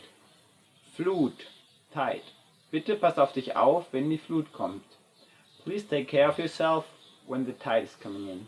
Yeah, we have quite a kind of a big tide in the North Sea, like in northwest Germany. So there's a very famous so-called Wattenmeer. I have no idea what the English term for that. It means when all the water disappears for hours, then there's only this mud, really. And you can even hike there and explore all the ground, which is usually the ground of the ocean. But then 7 hours later, all the water comes back, and you need to be aware because it's really quick and people have drowned there. So don't try to explore too much yourself. Find a guide and you'll be safe. Bräune, tan. Bräune, tan. Die Bräune hat keinen Nutzen für die Gesundheit. A tan is not necessary for keeping good health. True. See, I don't have really a lot of tan. I feel healthy even though. So it's more the opposite. Be careful you don't get burned, because that can cause serious health damage. And you see, even without a tan, you survive. Schnorcheln. Snorkeling. Schnorcheln. Snorkeling.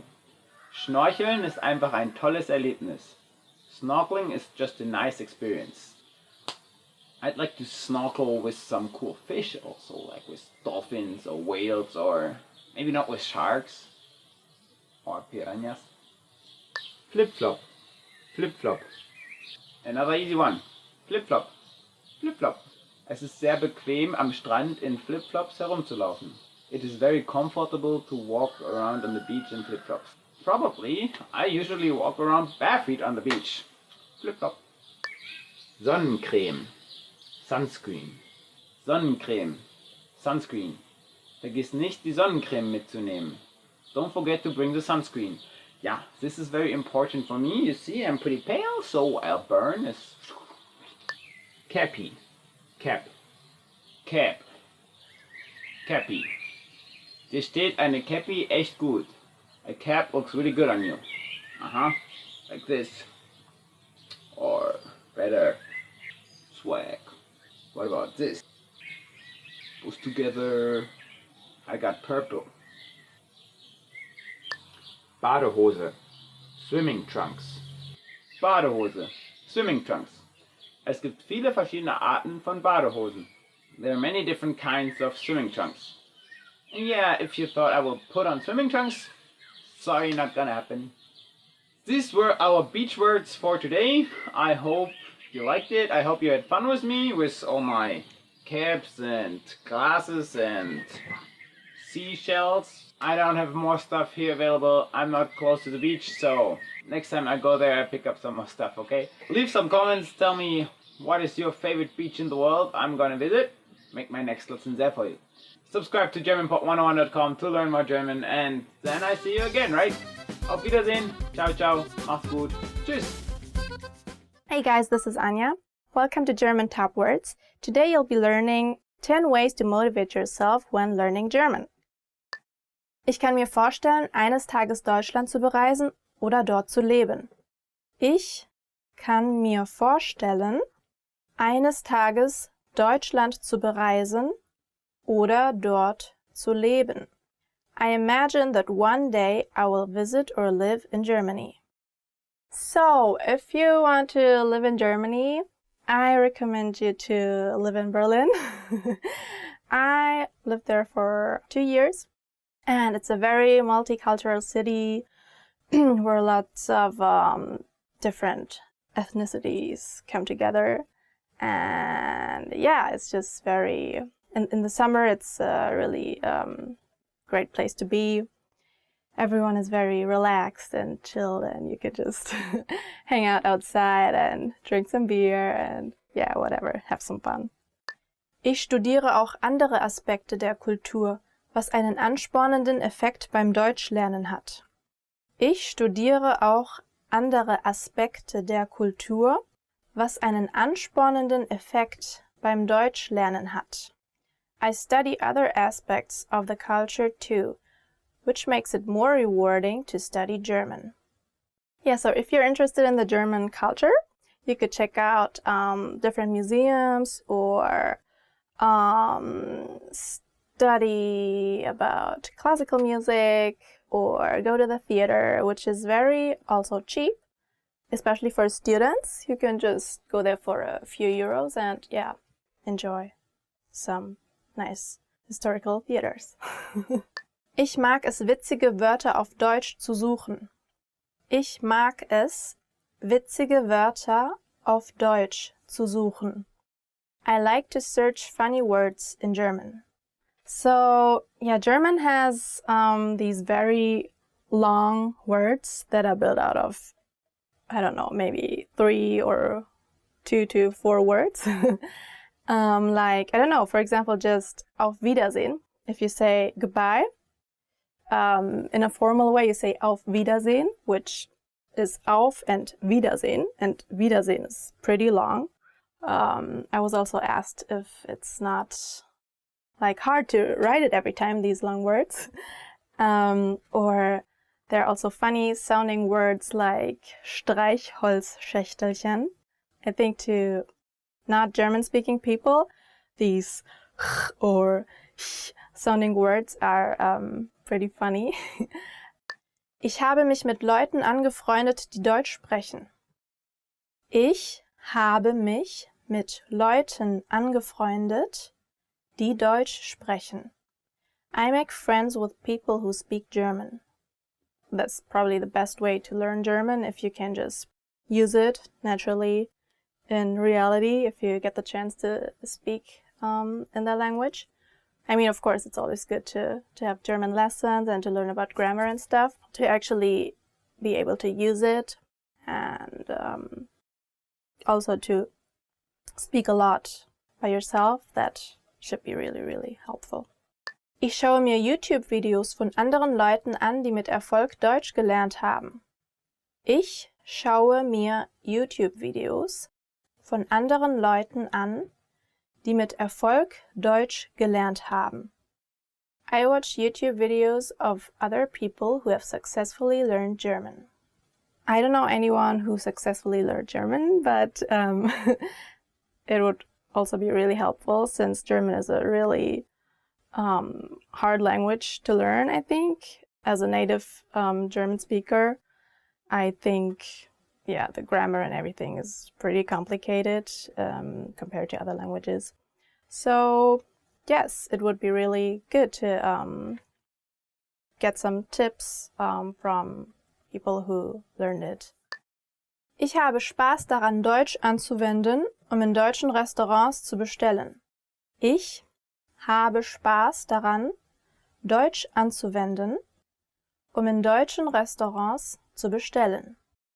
I enjoy using German to order at German restaurants.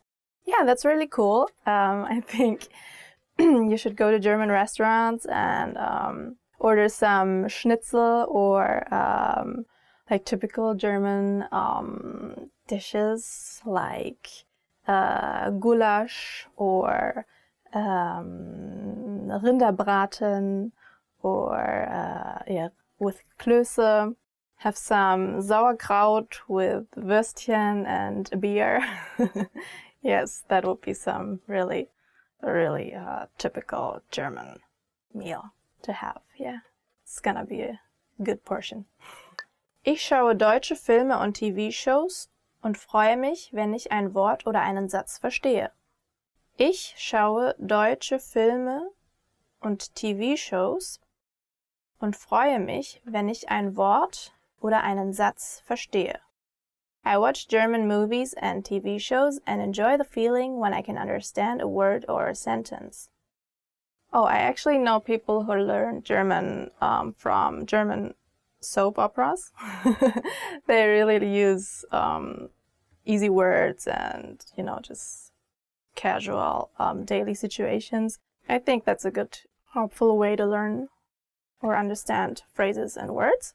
So I don't know if they're still going on, but there's soap operas called GZSZ, Gute Zeiten, Schlechte Zeiten, or Marienhof, or Verbotene Liebe.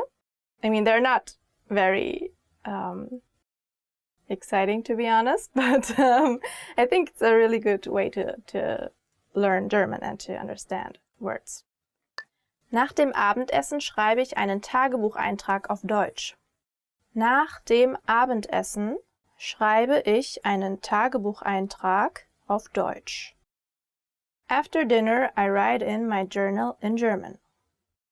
I think that's a really good way to practice your German skills as well, because you actually get to write what you really think and what you really want to say, so you might look up words and learn new vocabularies and yes, really learn how to express your own feelings and what you want to say. Ich höre deutsche Songs und Podcasts, auch wenn ich schlafe. Ich höre deutsche Songs und Podcasts, auch wenn ich schlafe. I listen to German songs and podcasts even when I'm sleeping. Yeah, so listening to German phrases and especially music, I think it's a very good way to take in the German pronunciations, and it's a good way to learn to pick up vocabularies, and I think you will learn subconsciously. So yes, I think it would be a really effective way to learn it. Ich lerne jeden Tag im Zug mit Vokabelkarten nützliche Wörter und Phrasen. Ich lerne jeden Tag im Zug mit Vokabelkarten nützliche Wörter und Phrasen. I practice useful words and phrases with flashcards every day on the train. Yes, I think that's a very old way to practice words and a language. I used to do that too. When I was learning English, we always had those vocabulary tests, so therefore I also had my flashcards and went over them all the time and try to say them by myself. So I just think it's a very good way to memorize those words if you just go over them 100 times, so that you finally learned them and that they're stuck in your head and that you don't forget them. Alright guys, thank you so much for watching. Please tell me what motivates you in order to learn German. Don't forget to check out our website germanpod101.com, and I hope to see you in our next lesson. Bye!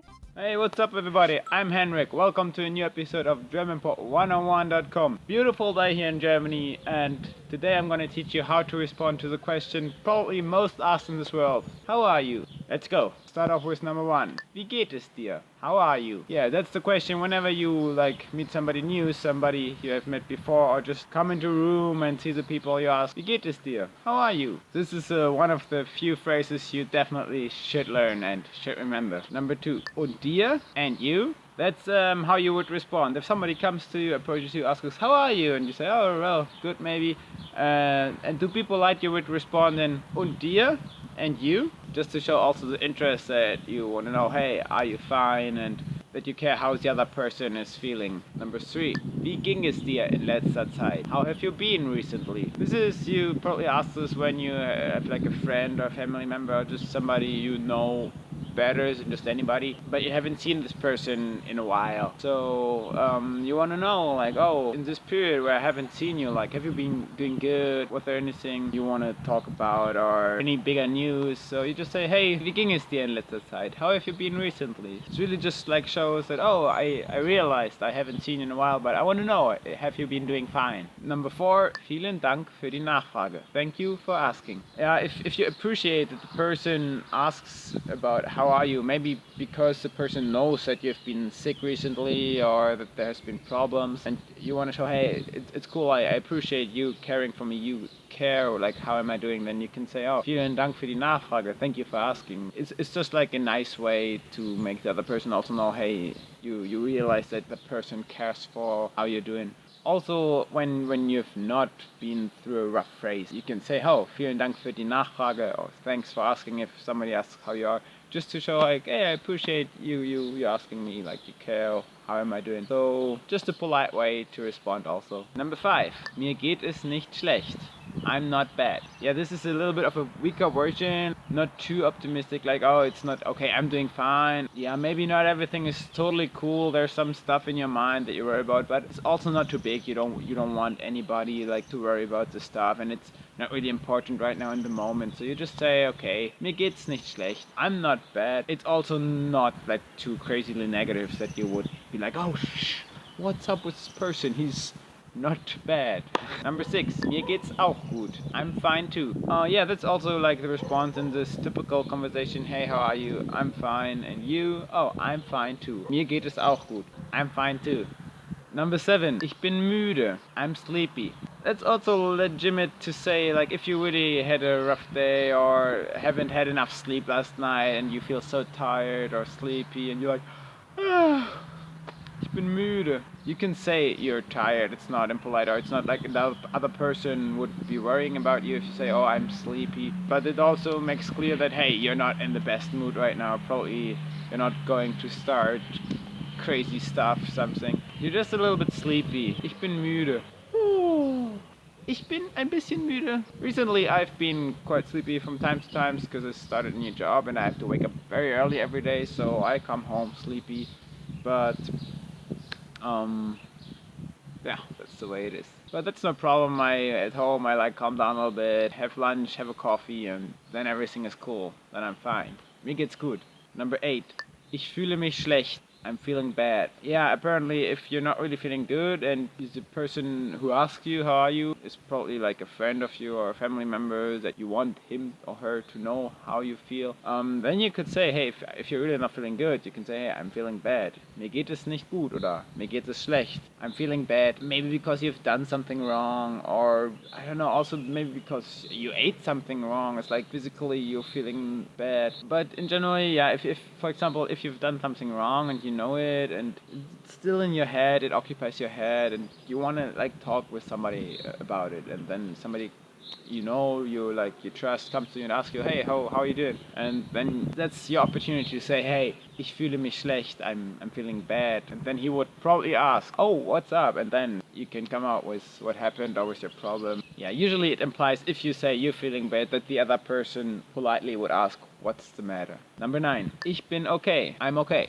That's also just like, hey, yeah, I'm fine. nothing really to talk about. Also implies that you're not doing really great, but really you don't want to talk about anything. Maybe you actually feel bad, like in the previous example, you're feeling bad, but you really don't want to talk about it with a person. Then you would just say, ich bin okay, I'm okay. Sometimes also the other person maybe would ask, what's up? Like, why are you not doing fine? Like, oh, never mind, it's alright. Then the person knows, okay, yeah, probably not too big of a deal, but he doesn't want to talk about it. So if you're not doing really great, but you also just want to keep it for yourself, well, it's not a big deal. You can say, ich bin okay. Number 10, and that's my favorite, mir geht es großartig. I'm great. I actually say this quite often, like when other people maybe just would say I'm fine. I don't know, like if somebody asks me how am I, and I'm having no problem, I'm doing good, why not just saying, mir geht es großartig. Hey, I'm doing great. I like the positivity about it, and mostly it's kind of a little bit contagious. Other person, oh cool, like he's doing great. It's like there's a smile on his face. It's already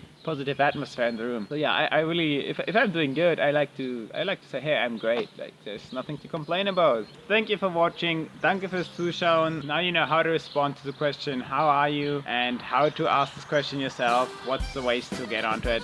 If you liked it, I hope you liked it. Please subscribe to the channel. Go to GermanPod101.com to learn even more German and become fluent. I see you next time. Leave a comment. Bye bye. Hello and welcome. It's Henrik again with a new session of GermanPod101.com. What we will learn today is must-know expressions for agreeing and disagreeing. Very important. You will have to agree and disagree often in your life. Sometimes hard to choose agreeing or disagreeing, but the way you can do this, I'm going to teach you today. Let's move. Number 1. Ich bin ganz Ihrer Meinung. I couldn't agree more with you. Apparently a very strong expression for agreeing. In an argument, I don't know, it could be used at work or family, friends, for any group of people, you could use this. And there's a debate and you really strongly agree with one side, then you totally can go for this. Ich bin ganz Ihrer Meinung. I couldn't agree more with you. If you're not as certain, and here we come for number 2. Nun, ich bin nicht sicher. Well, I'm not sure. This is a way you kind of neither agree nor disagree. It's something in between. If you really don't know what's right, what's wrong, you could use this. It leaves it open. So yeah, even if people ask you something in German maybe and you're not sure how to answer because you maybe also didn't fully understand the question, go for ich bin nicht sicher, I'm not sure, then at least you don't make a wrong decision you might regret later, right? Number 3. Easy one, natürlich, of course. So, for example, if I ask you, do you like learning German with German Pod 101? Your answer would be, natürlich, of course. Number 4, ich denke schon, I guess so. I would agree, but I'm not 100% sure. It's, you're leaning towards one side, but don't want to fully fall out of it, right? Ja, Sie haben recht. Yes, you're right. The way I imagine it, of course, is like if you're in a dispute maybe with somebody and then you want to admit, okay, he's right for a thing, but then also bring on your own arguments or points. You can say, yes, you're right with this. Ja, Sie haben recht. But, and then put your own point. As easy as that. On the other hand, Sie liegen falsch. You're wrong. That's like if you're really like arguing and want to say, no, what you say is just completely wrong. Try probably not to say it with this harsh German accent. Sie liegen falsch. That's bad. That's very aggressive. Say it more like nein, Sie liegen falsch. Try to say it carefully, then people don't misunderstand it and won't think you just want to fight. Vielleicht. Maybe. Yeah, that's a very vague answer for anything. It doesn't really help anybody if you say vielleicht. Hey, do you come to my birthday party tomorrow? Vielleicht. Oh, do you want to go shopping with me next week? Vielleicht. See, it's not like a very satisfying answer. Maybe it's sometimes a good option if you don't want to disappoint a person by disagreeing, but you also don't want to agree. So you just say, vielleicht. Call me, maybe. Ruf mich vielleicht an. Ich stimme nicht zu. Nein. I don't agree. No. That makes it really clear that you're really not agreeing. It's important to make your point clear. It's important to not only agree for the sake of agreeing. Sometimes you have different opinions and then it's important to stand up for yourself and say, hey, I don't agree. Ich stimme zu. I agree. Yeah, very easy. I agree. Whatever you agree on, you can say, hey, I agree. Ich stimme zu. Ich stimme zu. Nobody will complain about you agreeing. I agree. Sometimes I talk too much here. See, I hope you disagree. Das ist wahr. That's true. Das ist wahr. Yeah, it's like, Mom, even if you knew it before or not, but wow, that person has a point. So I hope I could help you with it in this lesson. I hope you had fun. Leave your comments, subscribe to the channel if you haven't yet, and then I see you next time. Ciao, ciao. And don't say maybe. Hey, what's up everybody? I'm Henrik. Welcome to a new episode of German Pod 101. Summer is coming in Germany. I'm not even wearing a jacket anymore. So our lesson today will be about 10 things to do in Germany in summer. Enjoy. Okay, first word for today is ins Ausland reisen.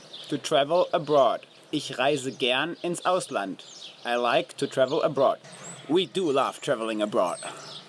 Am Strand entspannen. To relax at the beach. Am Strand kann man sehr gut entspannen. You can relax very well on the beach. Yeah, I prefer doing active stuff outside, but for those who like to relax at the beach, we have two beaches, or like two big beach areas up in northern Germany. So, come here and relax at the beach. Number 3, and that's a good one. Mit GermanPod101.com Deutsch lernen. To learn German with GermanPod101.com. Mit GermanPod101.com Deutsch lernen macht viel Spaß. Studying German with GermanPod101.com is a lot of fun. Yeah, cool thing is, you don't even need summer and good weather. You can do it all around the clock, all year long, whenever you want. It's amazing. Okay, number 4 for you guys. Lernen, wie man deutsches Essen kocht. To learn to cook German food. In Deutschland lernt man schnell, wie man deutsches Essen kocht. While in Germany, you can learn very quickly how to cook German food. Oh, and I love food. Eating is one of the best things in the world, right? My favorites here in Germany are Currywurst, Bratwurst, Weißwurst, Thüringer Wurst, Mettwurst, Wurst, sausage. We have so many of them. Come here and try it. Have I just talked about sausages? So that raised my appetite. The next one I'm going to give you accordingly. Grillen, to have a barbecue. Im Sommer grillen wir am Strand. We are going to have a barbecue on the beach in summer. Oh, I do love barbecues. And yes, we even have beaches here in Germany. So once you come here to have a barbecue on the beach, make sure you give me a comment, give me a call. I will be around. Number 6. Die ganze Nacht feiern. To party all night. Als ich noch jung war, habe ich öfters die ganze Nacht Party gemacht. When I was young, I often partied all night long. Oh yeah, I love it. I still do. Who doesn't? Party all night. Right? Like some traditional German dances for party all night. Number 7. Not counting so much for me. Sich bräunen. To get a tan. Ich bräune mich gern im Sommer. I like to get a tan during summer. Yeah, I don't, honestly. As you see, I'm pale white. If I try to tan, I will just look like a giant red lobster. Fiery red. I'm more of a Viking. The next one is wandern gehen. To go hiking. Wandertouren sind unterhaltsam und gesund. Hiking tours are fun and good for your health. This is true. I do love hiking. And I'm gonna show you something. Look around here. You see in the very back, you can guess there are some mountains. That's my hometown. That's the Harz Mountains of Germany. There you can have a good hike. Number 9. In einem Teilzeitjob arbeiten. To work a part-time job. Während meiner Studentenzeit habe ich einen Teilzeitjob gemacht. During my times as a student, I worked in a part-time job. If you don't feel like doing a part-time job, you could also be a full-time GermanPod101.com student. How about that? Number 10. Mit Freunden Spaß haben. To have fun with friends. Am Wochenende habe ich immer Spaß mit Freunden. On weekends, I always have fun with friends. Remember number 6? Die ganze Nacht feiern. Oh yeah, I got the moves. Guys, that's it for today. I hope you enjoyed our session about 10 things to do in summer in Germany. If you liked it, subscribe to the channel. If you want to tell me more about what you do in summer, just leave a comment and then I'm gonna see you next time. Ciao, ciao. Want to speak real German from your first lesson? Sign up for your free lifetime account at GermanPod101.com. Hey, what's up everybody? I'm Henrik Stübenow. Welcome to a new episode of GermanPod101.com. I'm here on my beautiful balcony, but I thought instead of just laying in the sun doing nothing, I prepare another lesson for you. So what's up for today? I'm gonna teach you the top 10 must-know vocabulary for the restaurant. In case you're hungry, you want to get out, or just like have a nice dinner with your girlfriend. Kellner, waiter. Kellner, waiter. Kellner, die Rechnung bitte. Waiter, the bill please. Yeah, that's when you're asking for the bill. That's the sad part about the waiter, he wants to be paid. Yeah, honestly, here in Germany, many people even have worked as a waiter while studying or before really making the big money. You need some money, so it's very common to go to restaurants, bars. I worked for a fast food chain, the one with the big golden M. Yeah, I worked there a little bit as a waiter. Some people love it. For me, it was not the most fun, but at least I was happy when I could, when the people asked for the bill, because I knew I was doing it for the money. Speisekarte, menu. Next one is Speisekarte, menu. Kann ich bitte die Speisekarte sehen?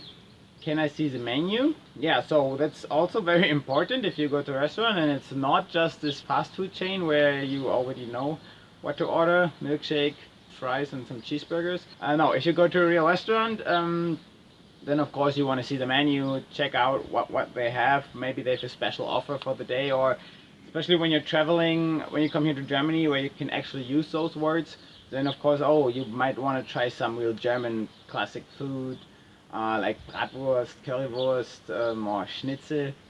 Yeah, then ask for the menu, für die Speisekarte, and you'll find out what's the best choice, right? Bestellung, order. Next one, Bestellung, order. Rufe an, eine Bestellung aufzugeben. Call to place an order. Yeah, this is also very common, for example, all those pizza places where you just call, so it's like delivery restaurants basically, so you don't have to go there, look at the menu and eat in the restaurant. You can also easily order from home by phone and they deliver the food. It's like, yeah, if you want to have a nice evening in front of the TV, yeah. Pizza is the best example. Like mostly when I eat pizza, it's ordered pizza. Yeah, what's better than having a big family picture, your girlfriend and a glass of beer watching a cool movie on a sunny evening. Wasser, water. Wasser, water. Bitte bringe mir mal ein Glas Wasser. Please bring me a glass of water. Here you gotta be careful in a restaurant. If you order water, you always gotta pay here in Germany. I know in many other countries it's included, like you can get water for free everywhere, even sometimes Coke or Sprite. Now here in Germany, whatever drink you order, you will have to pay it. So if you just want to order water because you think it's free, yeah, they know it will appear on the bill. So just order what you really want to drink. Hauptgericht, main course. Hauptgericht, main dish. Das Hauptgericht heute Abend ist gegrillter Fisch. Tonight's main dish is grilled fish. Oh, I do love fish. I do love grilled fish. I don't know about you. We have a little fireplace here at my place. So what I did with friends sometimes, I have one friend who goes fishing, so he brought a few very fresh fish. And then, yeah, we put them on sticks and we grilled them. So homemade grilled fish was our Hauptgericht, our main course. Nachtisch, dessert. Okay, the next one after the main menu follows the dessert. Nachtisch.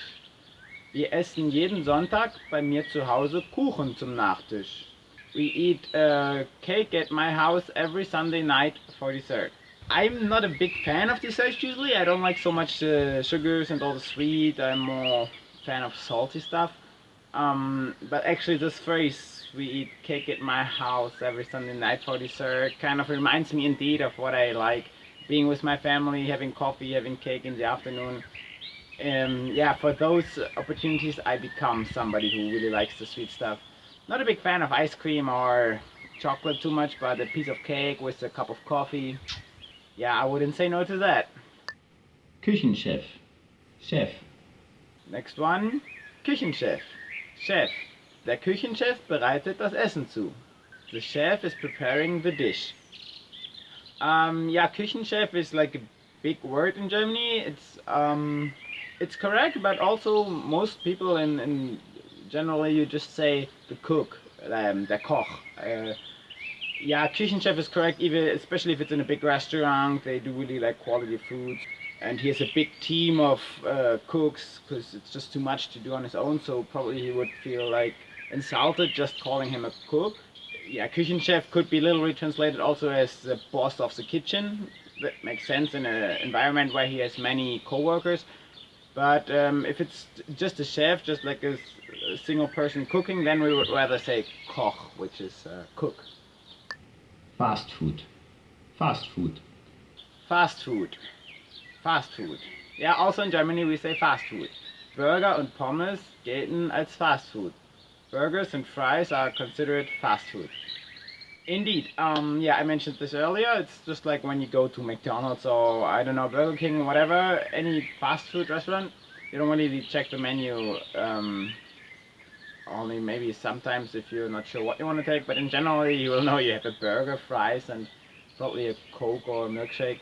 Yeah, everybody loves fast food, just don't eat too much of it, otherwise you will get problems with your heart, your blood pressure, I don't know, your body, everything. But yeah, every once in a while it's pretty delicious. Huh? Restaurant. Restaurant. Next one, Restaurant. Restaurant. Unser Lieblingsrestaurant ist heute Nacht voll. Our favorite restaurant is full tonight. Used this word a few times already in this lesson today. Restaurant. In German, it's the same word with a different pronunciation. Restaurant. It's not a German word. I don't think it's a real English word, but commonly used in most Latin languages at least. Do you have a favorite restaurant? I do. Here in my town, it's an Australian one. It's awesome because they have all these Australian burgers with like kangaroo meat or emu meat, and they have cocktail happy hours twice a week. So sometimes they have like a little live music going on. So yeah, that's definitely my favorite restaurant, and whenever I have guests over and I want to show them something cool, take them to my favorite restaurant, that's the place where I go. Lecker. Delicious. Next one, lecker. Delicious. Schokoladenkuchen ist ziemlich lecker. Chocolate cake is pretty delicious. Oh yeah, I love this whenever I eat food and it's so delicious. I say, lecker. But for me, it wouldn't be chocolate cake the first place which I would place here. It's more like, yeah, a piece of raw meat. No, it looks like a raw meat. No, more like, I don't know, like, but yeah, meat, like a chicken wing or salty stuff, really. Like a burger. I know I said don't eat too much fast food, but from time to time it's just really delicious, super lecker. So yeah, but if you prefer the sweets, then Schokoladenkuchen, chocolate cake is what you should go for. Don't want to talk too much around it. I hope you enjoyed the lesson. If you want to like add anything, if you say, hey, this was stupid, or I prefer chocolate cake to chicken wings, leave a comment, tell me about it. Subscribe to the channel, GermanPod101.com, and I hope to see you next time. Bye bye. Hey everybody, what's up? I'm Henrik. Welcome to a new episode of GermanPod101.com. I've got some cool stuff for you today. We're gonna learn top 10 phrases your parents always say. Once you're a parent, you know that's useful stuff. Let's go. Sei vorsichtig. Be careful. Sei vorsichtig. Sei vorsichtig. Be careful. I myself heard this a lot as a kid. I guess all the parents say this all the time because they want the children to be safe. But it's just natural for children. They want to play in the dirt, they want to play with sticks, do some stuff that's maybe a little bit dangerous. So you're always going to hear, sei vorsichtig. Be careful. So I'm the one telling, be careful. But yeah, I was once the one always listening to it. Be careful. Sei still. Be quiet. Sei still. Sei still. Be quiet. It's a bit more like an annoyed one if you're really sick of your kid, like, and then you say, be quiet. Sei still. Yeah, it's not very nice to say, that's for sure, but I think many parents know the situation when the kid always wants all the attention and maybe you're focused on something, so you just want it to shut up. So you say, be quiet, sei still. Try not to say it, it's not so nice, but at some point you just cannot stand it anymore, so you say like, oh, be quiet, sei still. Benimm dich. Behave. Benimm dich. Benimm dich. Behave. Actually, not only kids hear this from their parents. I could say, like, my girlfriend tells this to me, like, oh, come on, Henrik, behave. Yeah, so for little kids and for big kids. Mach deine Hausaufgaben. Do your homework. Mach deine Hausaufgaben. Mach deine Hausaufgaben. Do your homework. Actually, that's not only parents saying, also your teachers. I'm your teacher, so please, do your homework. Oh wait, I'm not giving you homework, right? I should work on that. I come up with some next time, okay? Geh ins Bett. Go to bed. Geh ins Bett. Geh ins Bett. Go to bed. Well, as I'm a young parent myself, I know that's a very hard one, because my little boy never wants to go to bed. I can understand, I like to stay up late, so probably do you, I don't know. But yeah, important to know, but I think even knowing the sentence, it doesn't really help a lot, because just by saying go to bed, I rarely see an effect on this. Yeah, you have to come up with something better than just saying go to bed to make a kid go to bed, really. That's my experience. Ich werde bis 3 zählen. I'm going to count to 3. Ich werde bis 3 zählen. Ich werde bis 3 zählen. I'm going to count to 3. Not sure if that really works with most of the kids. 1, 2, 3. 1, 2, 3. Next one. Aufhören. Stopp. Aufhören. Aufhören. Stop. If you think now that also our traffic signs, the stop signs would say aufhören, no, they're also stop. But it could be more like stop it. Hör auf. Aufhören. You could play both. You could say aufhören or hör auf. I think the hör auf is a bit more like sounds strict and direct. So like really stop it. Don't stop watching. Nicht aufhören. Schalte den Fernseher jetzt aus. Turn the TV off now. Schalte den Fernseher jetzt aus. Schalte den Fernseher jetzt aus. Turn off the TV now. Yeah, so I personally was never really allowed to watch that much TV, so I know this one. But I think it's good. Children shouldn't always just watch TV. They should rather watch YouTube, German Pod, or something like that. So turn off the TV, turn on German Pop 101. There you go. Was habe ich gerade gesagt? What did I just say? Was habe ich gerade gesagt? Was habe ich gerade gesagt? What did I just say? Classic. Oh, what did I just say?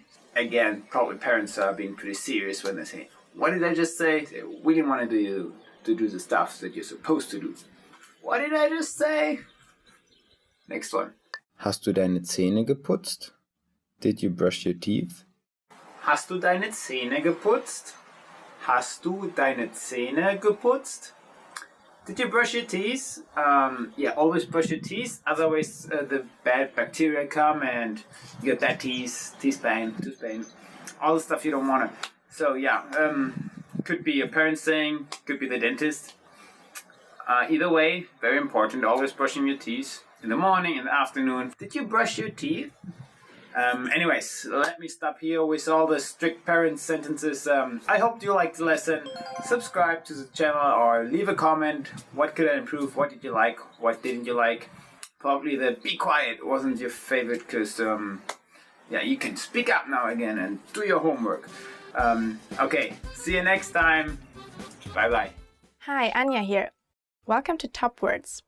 Today we'll be talking about 10 phrases to use when you're angry. So the first one will be, es geht dich nichts an. It's none of your business. Es geht dich nichts an. It's none of your business. So many people say it by themselves if they don't want to get too intimate about an issue, if they don't want to come too close to someone. So the next one is halt den Mund, shut up. So, I mean, it's not very nice to say to someone halt den Mund. Lass mich in Ruhe. Leave me alone. Lass mich in Ruhe means leave me alone. So this one you say if you just want to be alone by yourself, if you don't want to be bothered by anybody, but also if you're angry and maybe had a fight with someone and then you just don't want to continue the fight anymore, you just don't want to get attacked or offended anymore, and you say, okay, just leave me alone, I'll go into my room and please don't disturb or bother me. Willst du mich veräppeln? Are you kidding me? Willst du mich veräppeln? Are you kidding me? So actually, you don't really say veräppeln. That's not a very common way to say. Maybe they said it like that many years ago. Or older people might still say veräppeln. Was auch immer. Whatever. Was auch immer. Whatever. So this also depends on the context. You could say that during a fight. If you want to stop arguing with someone, you say, okay, just whatever, was auch immer. Or you could say it if you are explaining something, but I don't know, you don't really, you can't find the words or something, and you can also say, okay, it was this and that, was auch immer. Doesn't really matter. If it's not that important, then you can use that too. Hör auf damit.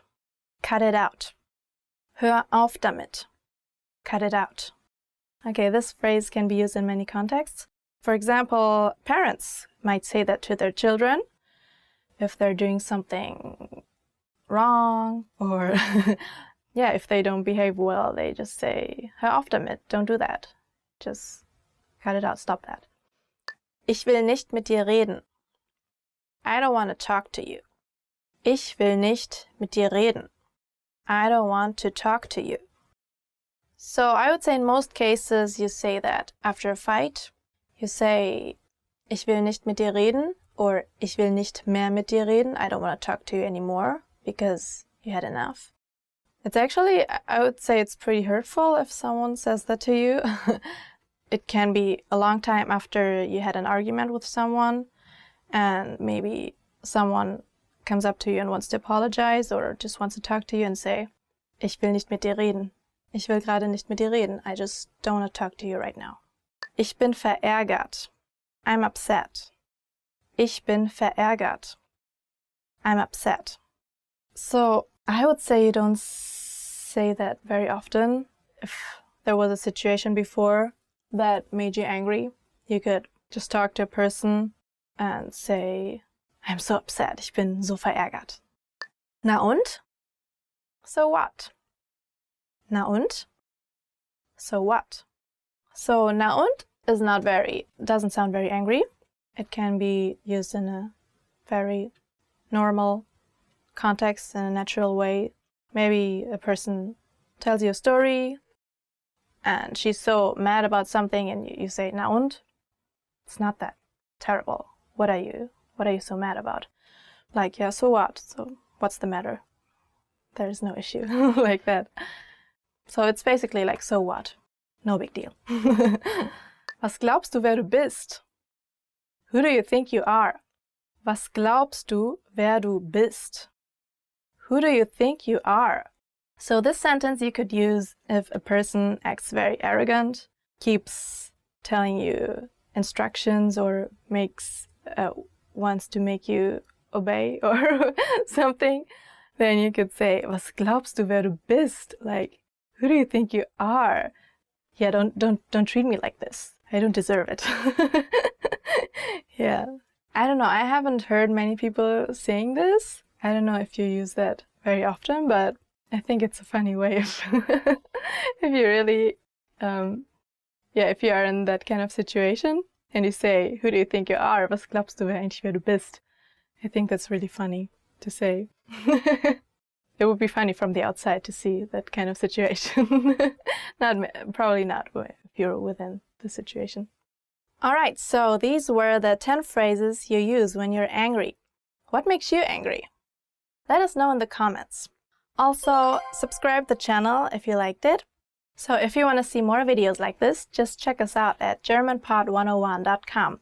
My name is Anja and I'll see you in the next video. Tschüss, bis zum nächsten Mal. Hey, what's up everybody? I'm Henrik. Welcome to a new episode of GermanPod101.com. Today, the first time here from Munich. It's my little room I'm living in right now. I moved to Munich for a new job. It's a great city. It's kind of a travel from where I've been before. But according to this, I have a very cool topic for you today. Top 10 ways to prepare your travel. We all love traveling. Probably you love traveling. That's why you take this course, because you want to travel to Germany. If you want to travel, good preparation is the first step. So, here we go. Reiseziel wählen. To choose your destination. Bitte wähle jetzt dein Reiseziel aus. Please choose your travel destination. So apparently if you want to go somewhere, first of all you got to choose where you want to go. I do this myself this summer holiday. I'm not really sure yet where I should go. I'm thinking on Greece. Do you have any recommendations? I heard the islands are pretty nice. But anyways, there are so many nice travel destinations in the world, so before you get into all the planning stuff, make sure you wisely choose your travel destination. Einen Reiseführer kaufen. To buy a guidebook.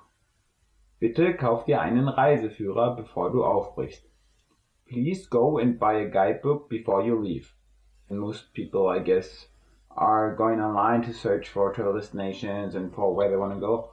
Even though I personally really like having a guidebook, because but if you really have something to look in, then it's more, I don't know, for me it's easier to plan stuff. You go page by page, you can compare. And on the internet there's just so much stuff, it's maybe a bit overwhelming, and you never know, okay, this website, maybe just some weirdos wrote, I don't know. But in the travel guide, in the guidebook, you usually have like really well-researched information and can be sure that what they write down there is pretty accurate. I would recommend go buy a guidebook instead of only relying on the internet. I got one of the most important for you. Geld sparen. To save money. Geld sparen ist gerade in jungen Jahren sehr wichtig.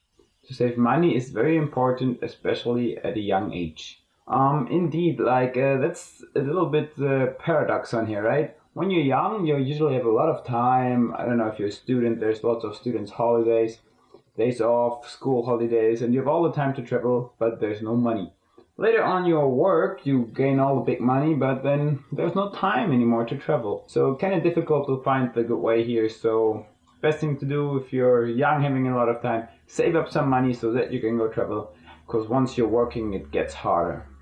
Also, never underestimate how much you spend in the holiday. It's not only the train, the flight, or the accommodation. If you really want to enjoy your holiday, you should have saved up some money to do stuff where you are. Because just by going there and hanging out in your hotel, you don't really need to go there, right? Einen Flug buchen. To book a flight. Wir buchen heute einen Flug nach Spanien. We're going to book a flight to Spain today.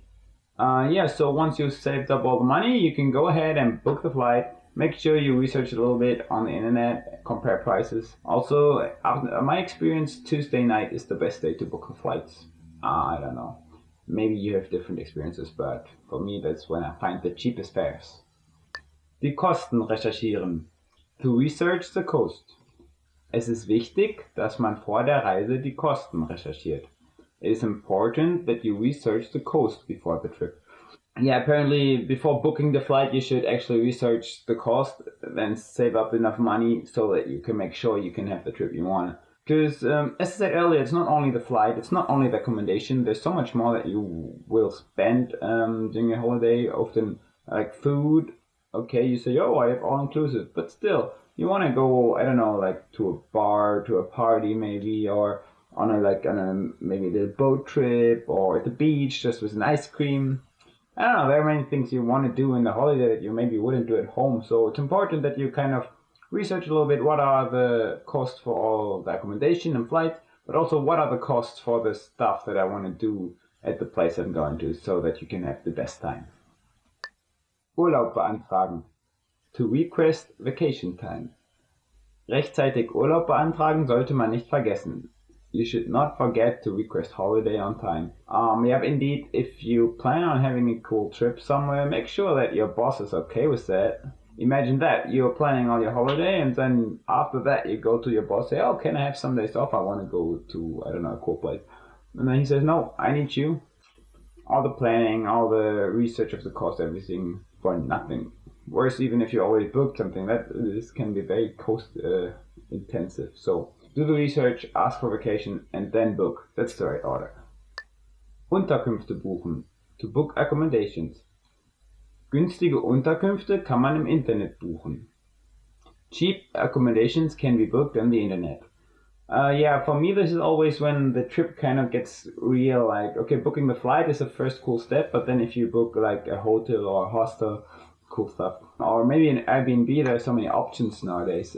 This is when you kind of like feel, okay, this is the place really, not only the country or the city, but this is the place where I'm going to stay. Then for me, this is always the exciting moment of, oh cool, like the travel gets real. I know where I will spend my time. I will know where I will be accommodated. It's an important part. Also, there's like a big range of cost. If you compare with prices on the internet, you probably find something very cheap. Many options for whatever you like. Den Reisepass erneuern. To renew your passport. Hast du etwa vergessen, deinen Reisepass zu erneuern? Did you forget to renew your passport? Oops. That's one thing you don't want to miss out on. The guys at the border can be very strict about that. To renew your passport is kind of more important than you might think. Because if you haven't been on a big vacation for a long time, you're probably not aware of your validation date of the passport. And then it always takes a while to renew it. So really make sure when you start planning your trip that you also already check your passport. Not that you wake up and, oh, tomorrow's my flight. Let's check my passport. And then, oh, shoot, it's overdue. That's something you gotta plan a bit ahead. Einpacken. To pack. Einpacken. Or slower, einpacken. To pack. Du brauchst kein Handtuch einpacken. Das Hotel gibt uns welche. You don't need to pack a towel, the hotel will give us some. Better bring your own towel, I'd say. Depending, I mean, some Airbnbs actually give you towels. I always check if I need a towel because my luggage is always very kind of small and towel is very big. If you don't need to bring a towel, it's perfect. You save a lot of space in your luggage for other cool stuff. To bring or for some souvenirs for your family. Even though also, get back to the main word, to pack, like einpacken. That's also one of the coolest parts to me for the journey. I know like many people find it so annoying to pack all the stuff and a bit stressful, but again, like after you book the flight and have the accommodation and everything, this is the next step when it really gets real that, oh, you usually pack like maybe a day or two before you start going on your vacation, so then you feel like, okay, this is the kind of the start of the vacation. So it's not so stressful for me, but it's kind of enjoyable because the trip gets started. Ein Visum beantragen. To get a visa. Wenn du nach China willst, musst du vorher ein Visum beantragen. If you want to visit China, you have to apply for a visa in advance. Yeah, China is one country, the US also, but as Germans we are quite lucky. I once heard that Germany's passport is the one that needs the least visa. So that means there is the most countries you can just travel to without having to apply for a visa. For example, my girlfriend, she's from Brazil, and I like the US, so I want to travel to the US. For me, it's kind of easy. I just have to fill this one paper, send it there, and done. She really has to apply for big time visa, so it's a much more complicated process. So I'm quite lucky with my German passport.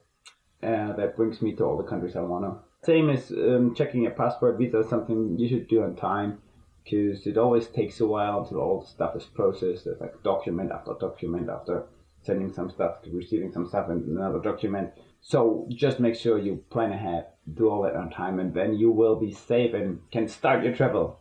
So this is from me for you the guideline how to prepare and plan your travels. I hope you liked the lesson. Subscribe to the channel, leave some comment. Maybe I forgot some important step in the way to prepare your travel or my travel. Anyways, I hope you enjoyed it. For me, traveling is so cool. I guess you all love traveling. That's why you love learning languages and are here with me. Make sure you don't forget anything. Make sure to renew your passport, come to Germany, plan ahead, ask for vacation, and then pack. See you next time. Ciao, ciao. Hey, what's up everybody? I'm Henrik. Welcome to a new episode of GermanPod101.com.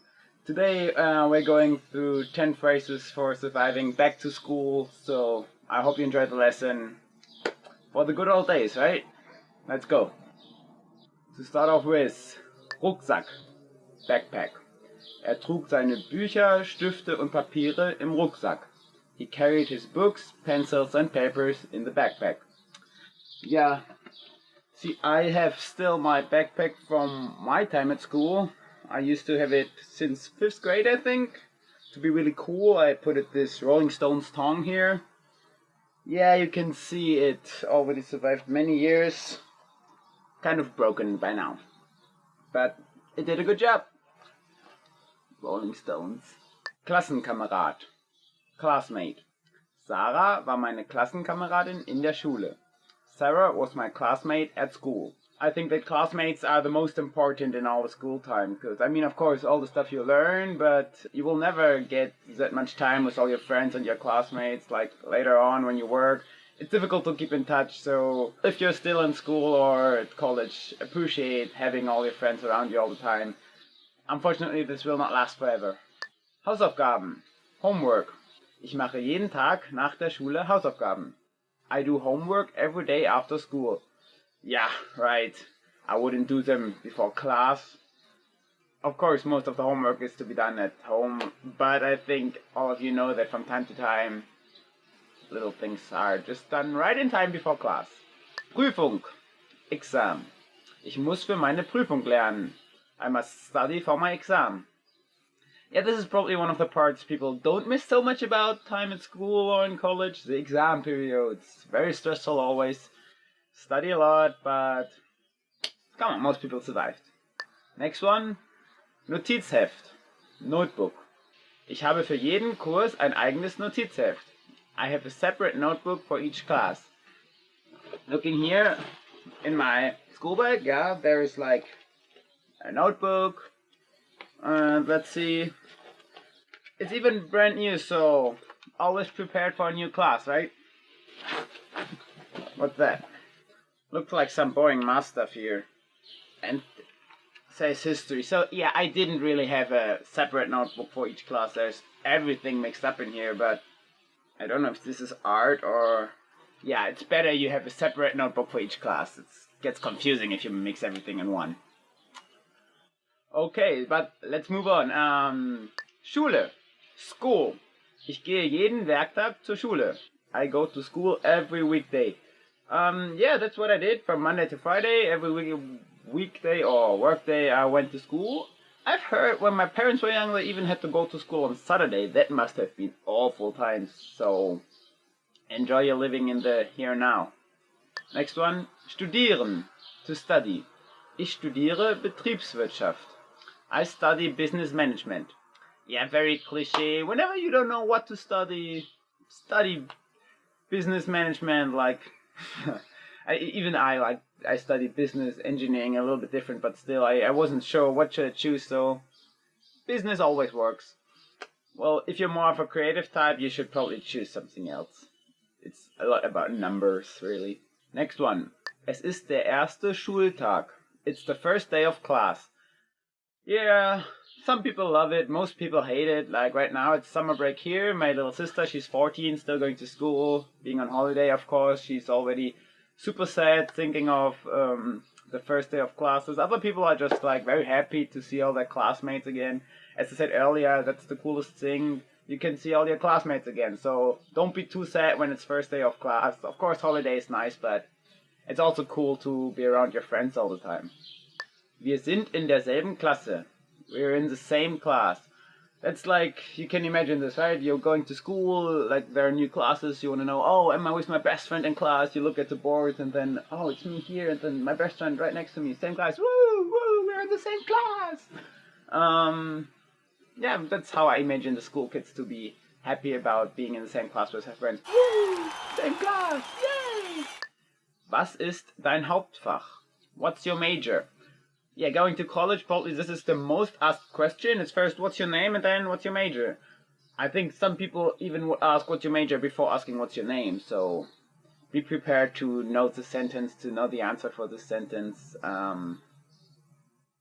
You'll be asked this very often. Anyways, I hope you enjoyed the lesson today. It was fun remembering back all those things back at school. if you have anything to say, leave a comment, tell me what to improve, tell me about your experiences back to school or what other sentences you want to know, you want to learn. Subscribe to the channel on GermanPod101.com, and then I see you next time. Ciao, ciao. Want to speed up your language learning? Take your very first lesson with us. You'll start speaking in minutes and master real conversations. Sign up for your free lifetime account. Just click the link in the description.